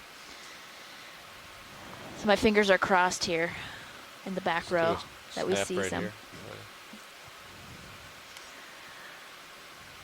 Looks like a radiolarian. Been seeing a lot of those. Okay, coming up. And we were talking earlier about, one of the things that midwater organisms have to contend is the fact that they will sink through the water column if they are not negatively buoyant. So there's different ways to achieve neutral buoyancy, one of which is to have long extending structures like that radiolarian, and that makes it so they sink more slowly. This is another arrowworm. Bridge, this is RV Nav. It's not a normal behavior that we observe. They do swim like that, but they generally swim much more rapidly. Okay, great, thanks. And not like this, so. Come on out. Yeah. You're full wide. Okay, pilots, looks like you got a quarter of a minute left, so that's it. That is the end of Heather's asking 500 meter if we saw a heteropod. pilots. I didn't see anything that looked like a heteropod, but Start coming I up to 300. could have very well missed if it. you want to recenter, we got to continue over. So many different parts had of the screen to look at when you're doing a midwater transect. It's easy to miss if you want some me to face into the current cool things that we but see. if you want to try that. Current at a 0-0. That's where it was coming. I was streaming across this way. Okay, we can go that way. Do you want me to change the ship movement direction, pilots, or not? You're going in the direction. Well, I'm going. I'm cutting you can go more south. Yeah, I can go more south. But check the ADCP, see what you see on the next level. It's all southwest. Now this is science lead. Go ahead. Are we done with that transect? Yeah, okay, sorry. Yeah. No worries. I saw that it was time, so. Yeah. Yeah, we're done with that. Okay, turning off your mains. 10-minute, 500-meter transect. So now we're going to move to. Ready to ascend when you are. What's the next one? So you take 300 north, meters? I can move the ship south then. Follow you up to 45. Do we have time for 2 more to be able to do 400 and 300 or no? No, we don't have time. You can tell her. Hey. Okay.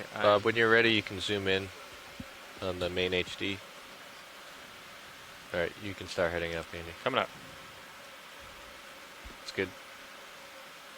10 meters per minute. So yeah, now we're moving from our 500-meter transect up to 300 meters. There's a fish that just quickly swam by the camera. On the stuff that's going by. So they're just trying to sort of see things as we go through them.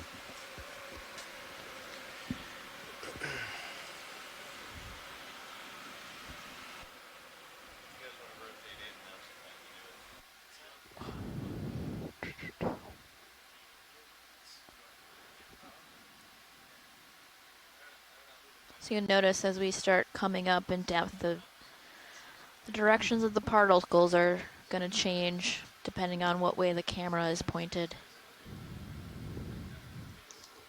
It's another arrowworm or Ketognath there in the center. This looks like a big amphipod maybe, kind of orangish. It's hard to tell.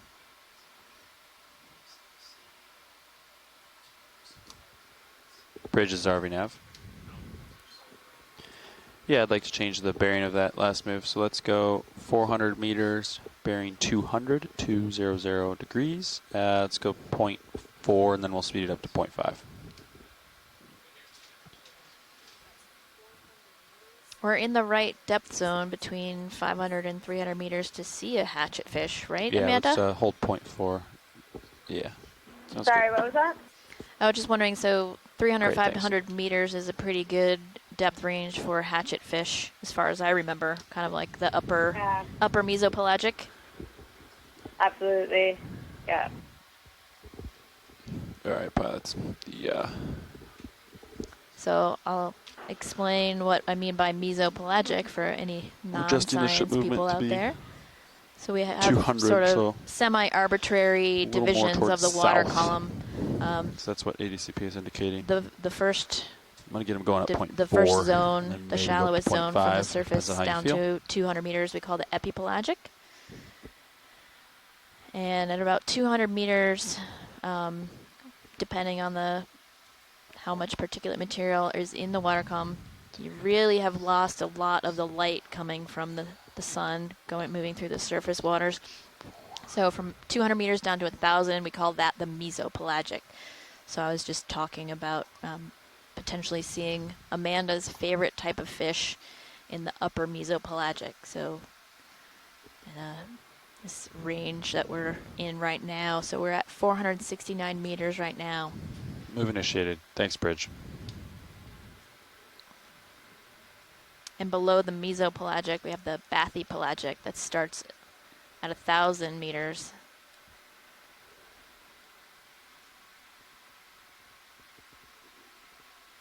Now there's a good-sized siphonophore over here on the right. You just see the tail.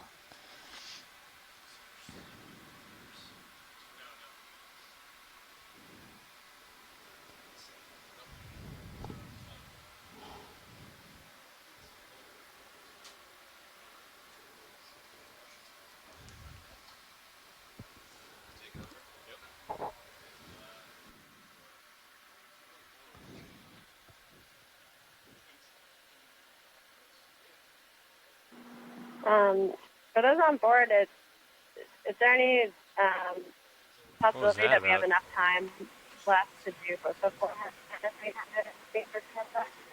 Or we only have time for the 300? Okay. Sorry, Amanda, you are cutting out. Can you repeat that? Sorry, I was wondering if there was enough time to sneak in an additional transect at 400 meters, or if we're pushing our time. Oh, okay. Yeah, I guess so. That's a nav question. Yeah. So he heard you earlier, but then I guess he didn't respond on the OKX channel. So he said no, there's not time for a 400-meter transect. Sorry. Okay, thanks for looking into that.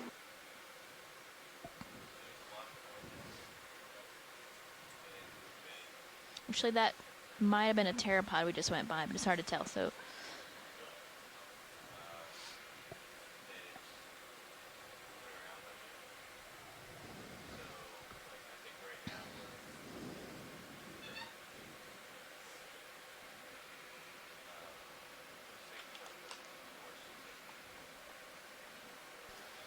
Go ahead, Bridge. So I've mentioned pteropods a couple of times. Okay. They are snails, no. a group of snails that live great. in the water column. And one of their adaptations to living in the water column is to having a very reduced, very thin shell so that they are not as heavy and therefore don't sink as quickly. And they are one of the groups of organisms that living in the water column that take advantage of all this marine snow that we're seeing. So all this particulate material that we're seeing as we go along. Yeah. We call marine snow. And sinking slowly down to the bottom. Generally, go ahead, Rich. Material from dead organisms, it's fecal material, but a lot of it still contains usable nutrients. So a lot of the midwater organisms take advantage of this potential food source, and pteropods are one of those. So they actually secrete a mucus balloon or a mucus web, and they hang on to it and hang out below it, and the mucus traps particles, and then every once in a while the pteropod draws that in, and they actually are able to sort through some of the particles and reject some of them and eat others. And I think they eat a lot of dinoflagellates from people, research that they've looked at stomach contents of pteropods.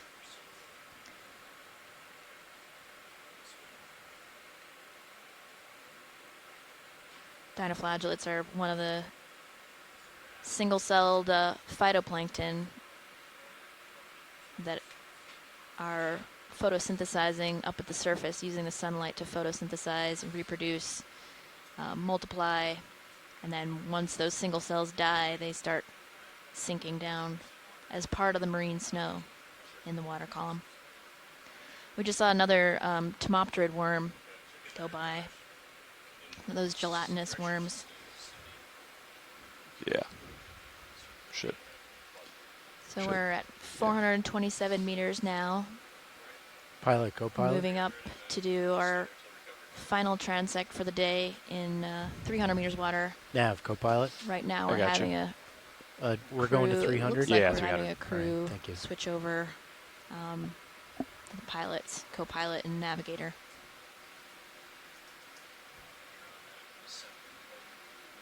Yeah.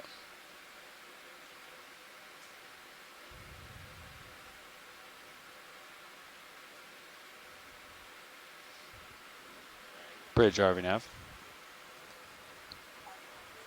Can we increase the speed to 0.5 knots? Thanks, Bridge.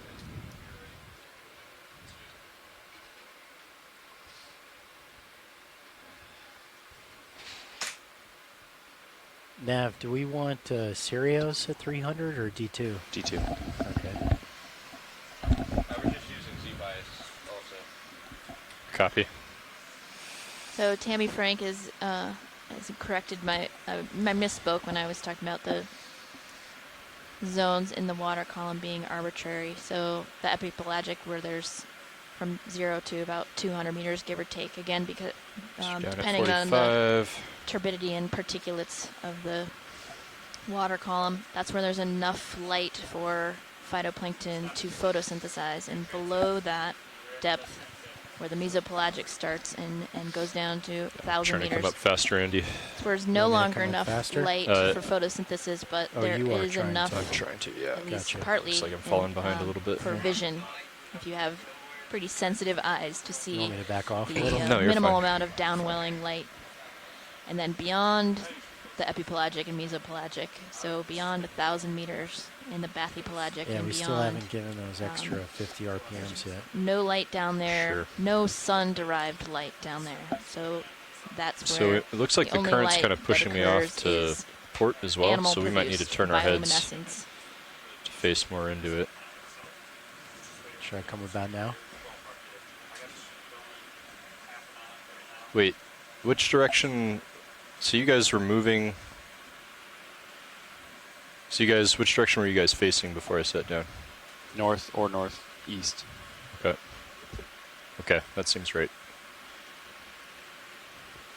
Basically, just east of north is what I calculate, according to my ADCP. Okay. So I got the ship going at half a knot right now, at And that- 200. Okay, So inverse of 200 is 20. gotcha. So technically 20. Straight back from 20. So just to starboard there. Yeah, we need to turn our heads, Andy. So I'm gonna try to straddle to starboard, and you're gonna turn your head to starboard. Copy. Come to starboard. Seems like I'm getting jerked around a little bit. You've got some good heaves. Slapping the stern there. So we're yeah, let's rotating keep it right there, now 010. to set Copy, ourselves up 010. for going in a good direction compared to the water current, so that the animals going by aren't coming at us so quickly that we can't even determine what they are, but that at the same time, or in the same vein, we're seeing enough animals that we're not just staring at the same marine snow for 10 minutes. So the pilots are assessing the current right now to figure out which direction to travel for our last transect of the day at 300 meters.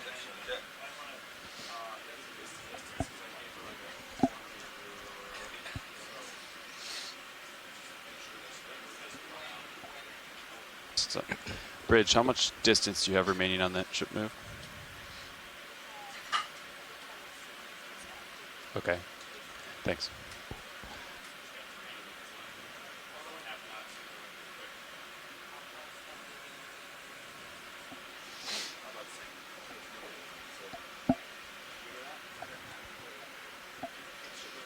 All right, nice work, Andy. Thanks. Keeping it dialed in. Looks good. I think we're slowly getting settled in here. I still feel the current pushing me to port, but it's a little more manageable now. It's that time of the dive where we're having a crew switch over, so the pilot and the co-pilot and the navigator are switching out right before our last transect for this dive.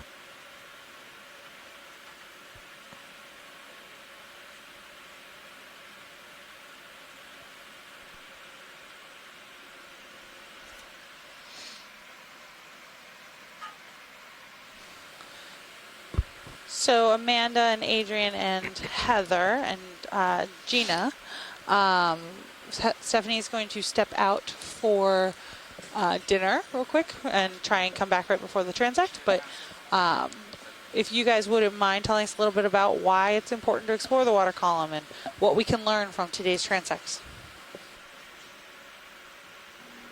Yeah, I'm going to keep coming to starboard. Most of the volume of the planet. And if you want to try to line up on like 015 maybe, 020, more in that range. So, if you look at a globe, about 70% of the surface is covered in ocean. But anywhere there's land, it's really just a skin on the outside of that, and the seafloor also is the skin on the bottom of the ocean. But with the water column, you have this volume of water, average ocean depth of 4 kilometers, like 2.5 miles. Yeah, now I'm getting pushed more back toward you, which is good. 6.5 miles. So it's just a massive, massive volume. And so the biomass of organisms that are living out here is enormous. Okay, you're at 350, so you'll stop at 285, and I'll stop at 300. Nutrients like nitrate and phosphate, and all the processes that are happening here affect everything in our atmosphere, to our land, and not even just in the ocean. So despite all that, the water column remains one of the most poorly explored parts of our planet because it's pretty difficult to get to. We're really lucky to have the resources that the Okeanos Explorer and the Deep Discoverer that can go and actually make these visual observations of this habitat. But those resources are really unique, and there's not a lot of opportunity to do this. So we've been doing these midwater transects somewhat consistently for the last few years to complement our seafloor surveys and understand who's living in the water column. All right, Fernando, everything clear? Everything clear. Out there in these, so do we have like an end time that Bobby wants to stop at? No, we have plenty of time. He said. On these transects,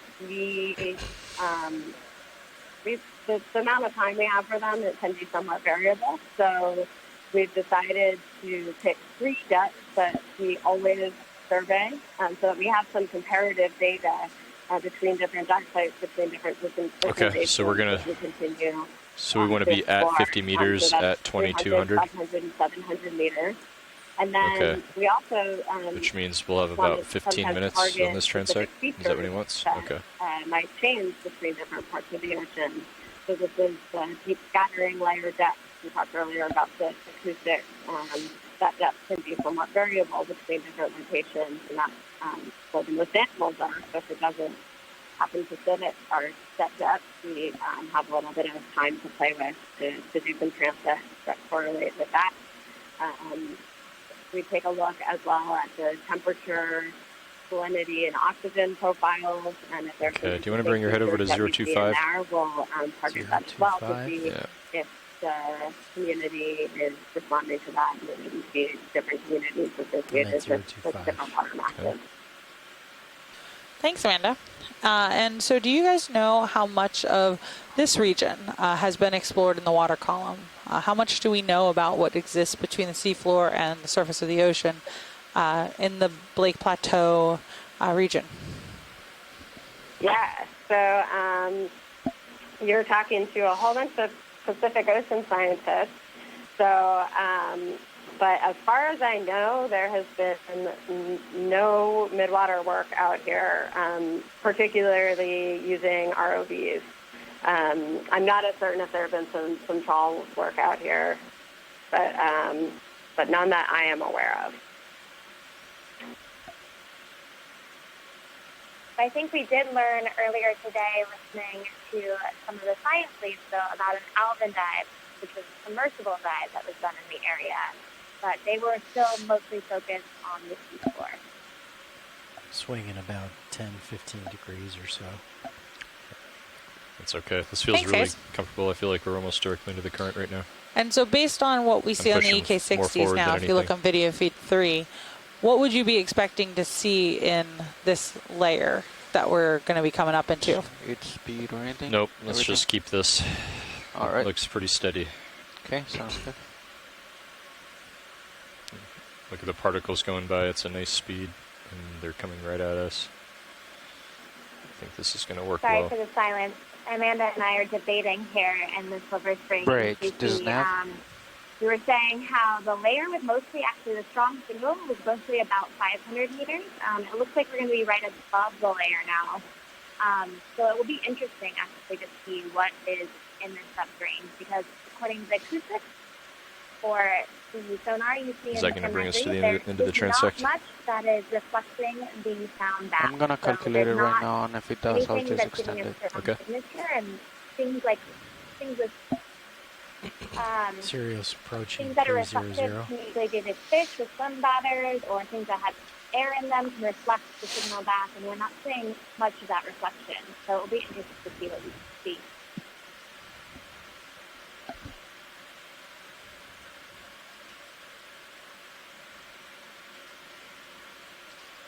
Thanks, Adrian.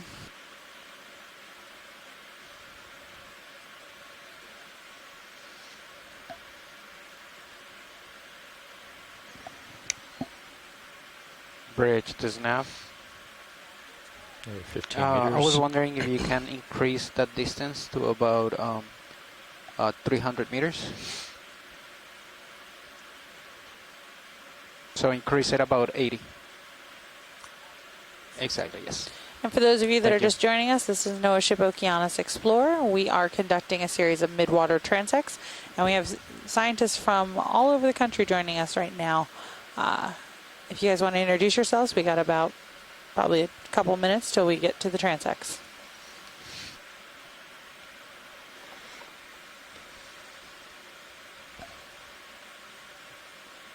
All right, this is Amanda Nepern. I am an oceanographer with NOAA's Ocean Exploration and Research Program. Copy, thank you. I'm sitting here in Silver Spring, Maryland at our Exploration Command Center. And my background is in mesopelagic fish. I studied the assemblage of mesopelagic fish off the coast of California for my dissertation. And then since I've been here at OER, kind of started doing all things water columns, slowly learning some of the other tax sets.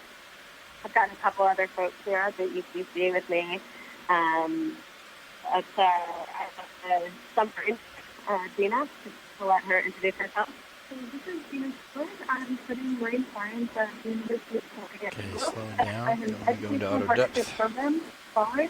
And I'm working with Amanda, who is my mentor, one of my mentors. Into the OKX line? Which is a bring my camera down to level or so. I'm going to go ahead and turn on the main light banks. Thanks. Lights on. Okay. And I'll do one to already turn the start. Can we go full wide video? I'm a scientist whose expertise is more in active and passive acoustics in the water. Full wide, please, yes. Look at camera 3. I've spent a lot of work with those. All right. So now I think you're going to, you can bring out the lower swing arms, deploy them, and then kind of adjust them inboard if you need to help illuminate the frame. Hi everybody, this is Heather Judkins. I'm with the University pilot, of let me know when you're ready. I'm a marine biologist, and I focus on the things that Adrian's organisms eat. So I work with cephalopods, both deep water, is the focus really close or really far? World, doing different types of projects, looking at phylogenetics. We are looking at marine ecology in the deep water. There are lots of different projects that are associated with cephalopods. Tilt them in a little bit. Yeah, you can go. You can deploy them, and then just remember you got to bring Thanks, them all guys. the way. And it looks like we're getting pretty close to starting our next transect. We're just waiting for Nav to give us the heads up. And you can deploy them and then bring them inboard a bit if you want.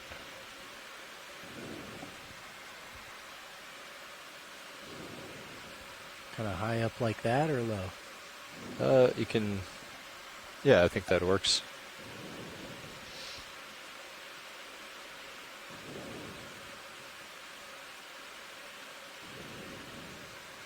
Yeah, that's probably good.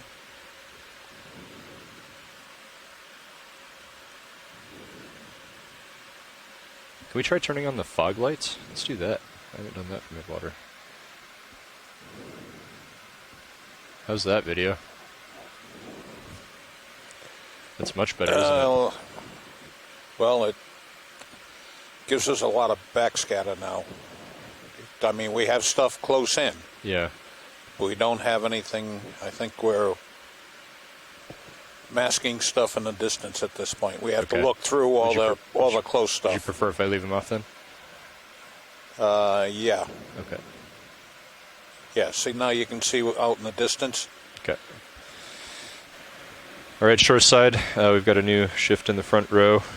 We're just settling into our 300-meter transect, and we're adjusting the lighting to try to bring the creatures into the light pool. So we're going to go ahead and call this the start of the 300-meter transect. I believe we just have about 10 minutes or so. Well, thank you.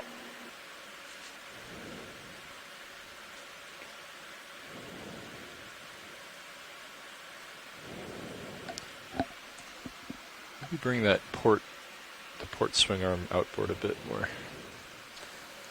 So while we're waiting for our first organism, we also have Tammy Frank from Nova Southeastern University, as well as Scott France from the University of Louisiana at Lafayette, joining us on the line. Okay, there we go. Let's look at this video.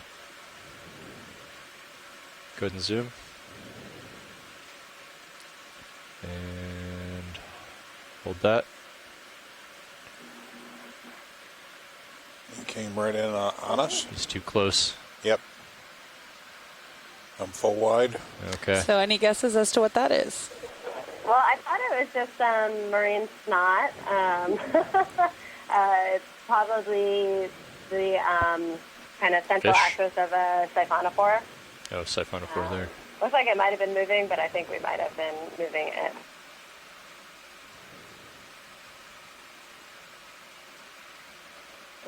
He's out of it. I believe a siphonophore. Okay, let's go full wide. Yep. I gotta push ahead.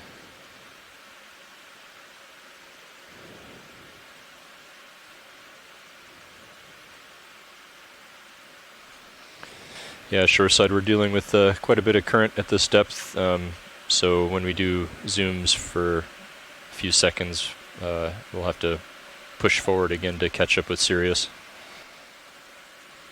Understood. Thanks. Coming in center. Okay, let's go for it. Looks like mucus. Yep. Okay, come out. Okay, going wide. Thanks, Bob. that looked to me like it was more of the marine knot.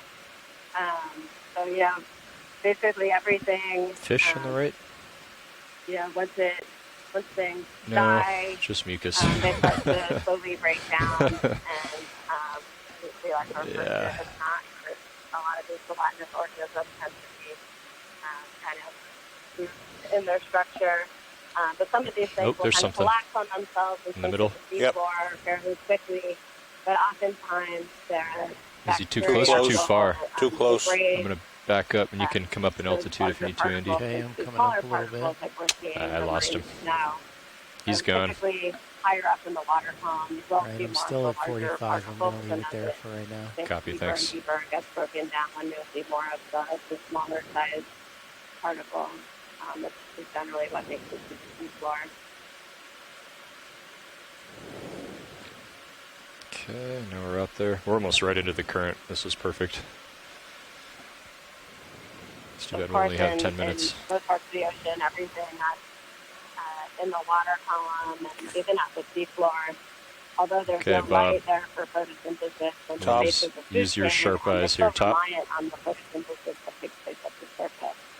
And so, you know, Mucus? Mucus, about yeah. the vertical migration, many of the animals that live in that will come up and feed it. A lot of mucus. We have to find one living creature here before we go. Sunlight during the day to support photosynthesis. Well, I mean, there's lots of... Oh, is that a fish? He's gone. He's gone. So organisms that are living deeper and don't migrate, they're either relying on the things that do swim up at night and come back down during the day to feed I should on, clarify one or large do living something thing. on the seafloor. And some of the other That's what we need to midwater find. animals are actually feeding on the particles themselves as they slowly sink down. So, the I'll push ahead. Is that productivity more in the mucus? beach is really I think so. often paralleling what it is Yep. at the surface. Athena 4. No. Up ahead? No. No. Got in too close. Okay. There's a fish. I would say so far are Go on are fish. not You can zoom. not seeing Nope. too many animals that here so far. Okay, let's come out. Nope, is that him? Let's go in. So the fish or cheetah gas? Okay, I gotta go. Let's come out. Yep. Cheetah gas. This is another one of the Want me to arrow stay where I worms. am, or Yes, please. These are a pretty interesting taxa for kind of demonstrating some of the techniques that organisms use to camouflage in the ocean. So the shallower cheetah gas is usually transparent and quite small. You often would need a microscope really to see them. Had some plankton in the surface. As you go deeper and deeper in the water, they tend to get larger and larger and darker in color. And that's because, up near the surface, where there's a lot of light penetrated, How much time do we have left, Nav? to be small and transparent because the predators Okay, so at 58, can't find you. As you get deeper and deeper, we'll set up for and it gets darker, coming up. Okay. it's not necessary to have that transparency. And actually, a red coloring is effectively black at depth and helps you camouflage into the darkness of the deep waters.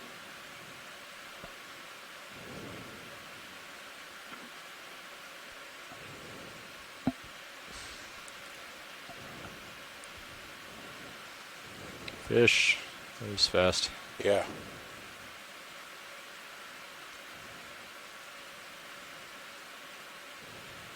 Okay, I'm back from quick dinner. This is Stephanie on the ship. Thanks for the explanation of transparency versus red coloration. We've seen a number there's of a fish. things that had some pink, but we didn't, I don't think we Go saw for it, and on I'll push even ahead. our deeper transects anything that was got that deep red coloration.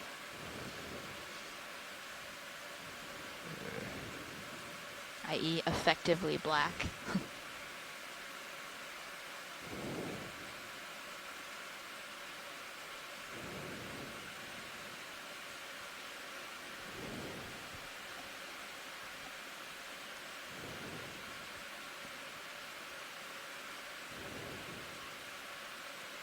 Fish. Right? Nope. Never mind. I'm just seeing what I want to see. There it is. Oh. Another Keating-Nath, upper right. I think we're in the Keating-Nath zone. Oh yeah, did you see a lot on the way up to this depth? Well, we haven't seen much else here at 300. Oh, okay. Okay, yeah. Which is, actually, it looks good like agreement with what we're seeing in the acoustics. It's a pretty empty layer there in the 18 and 38 kilohertz. Okay, coming back. There's a small siphonophore. I gotta push ahead. Yep. Falling behind. Well, as I was having dinner, I was imagining you were seeing so many pteropods, but I guess that was not the case. No, don't worry. We weren't seeing all the pteropods. I actually have been amazed. I didn't have much chance to pay close attention to the benthic part of the dive earlier today, but yesterday I was in here for a majority of the dive, and I was amazed at. I don't think maybe I just have never seen them in the Pacific. It might be below the depth, the calcium carbonate condensation depth, and so maybe they just dissolve, or for whatever reason. But they were all over in the dive yesterday.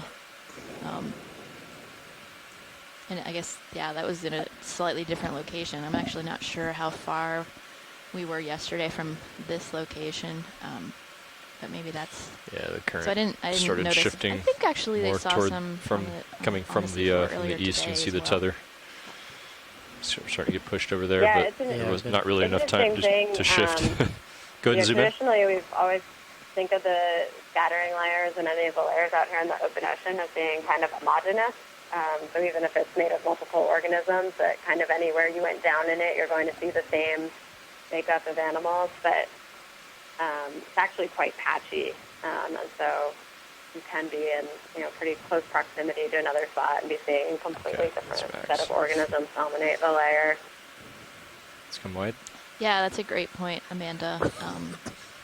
Because when we're going through, if you just go through the Midwater a little bit, or just think about it without actually exploring it with an ROV, you're like, oh, of course, the water's circulating all around, so it's just pretty much the same everywhere you go. But the more time, the more chance we get to explore it, the more we realize that is not the case.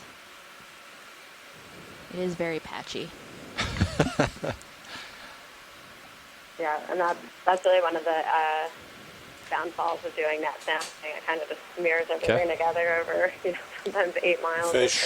Oh, fish. Yeah, he's gone. Okay. All right. But that's just I don't think so. I think so. That structure we just passed looks to me like a discarded larvation outer house or outer filter. Okay, watch lead. That's going to mark the end of the 300-meter transect, and we need to get everything stowed and set up for recovery. All right, thanks, pilot. Thank you. Okay. So that was the end. Right. I don't know if you guys so heard did on the Bobby channel, say that was anything the about end what of the direction he wants to recover in? 300-meter transect. All right. So it's time to move up for recovery. Oh, really? Okay. Well, so should we thank just... you so much.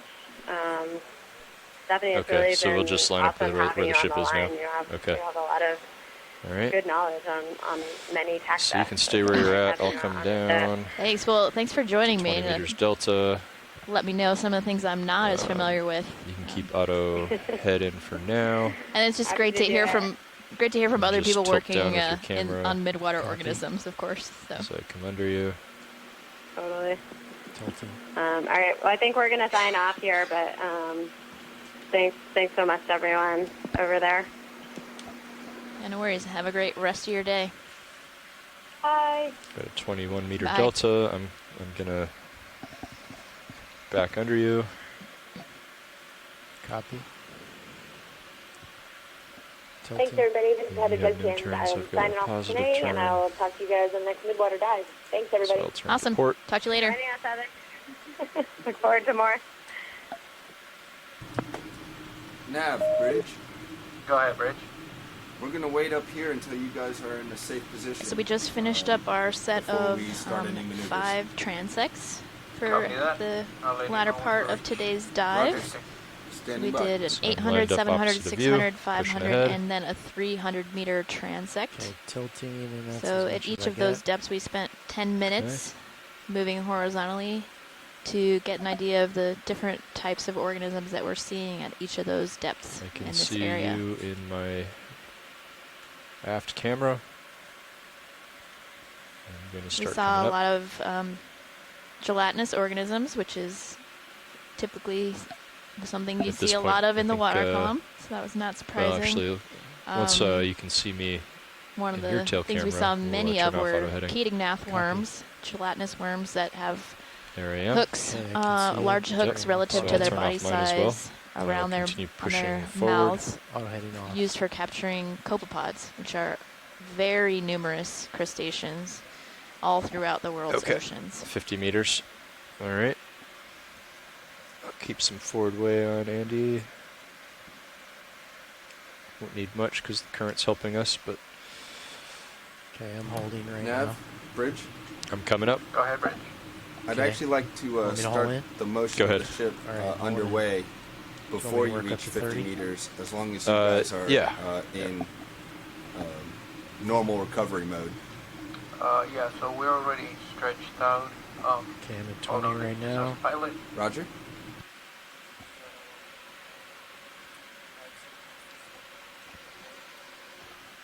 I think that's fine, yeah. So right now you're seeing a lot of the marine snow and organisms swirled around a little bit. It sounds like copy. The ROV is getting Roger that. And just to remind you, we're going to do a nice big slow turn to bring our heading port to about 240. To the ship, so that it's not happening. Of course, we're correct. The pilot is port nice and flying slow. the ROV towards the ship anyway because while we're maintaining in forward recovery way. mode. But yeah, as we were talking about before, I did, yep. The direction and intensity or speed of the currents can change really rapidly as you go up in depth. So down here, we're still at, actually, probably at 250 or something meters.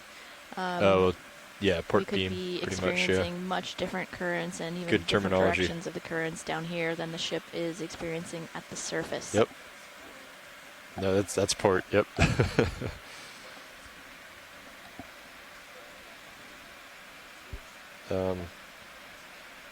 It's like a quarter.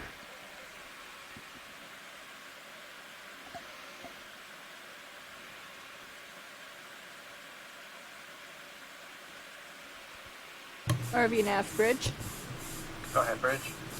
The position move is complete, and we're going to start moving ahead and making that turn to port at this time. Copy that.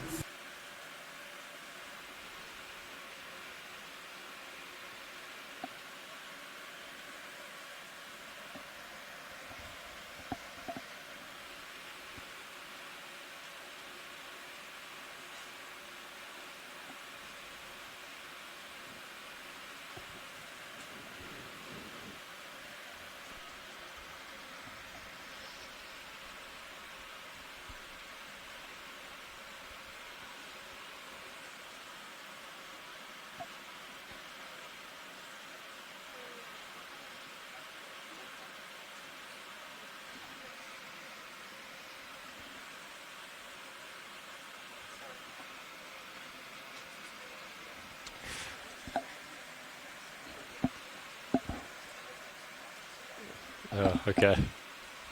That's okay. That's the name of the game. When you're trying to drift with the current.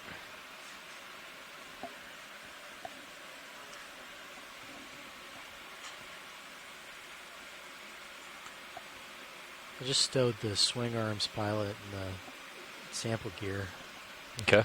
Is there anything else you want to stow? I think we want to reset the Niskin pin, right? We reset it, and that allows you to pull the pin.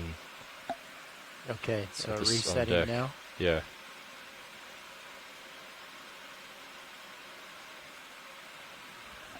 Okay, pin reset. Cool.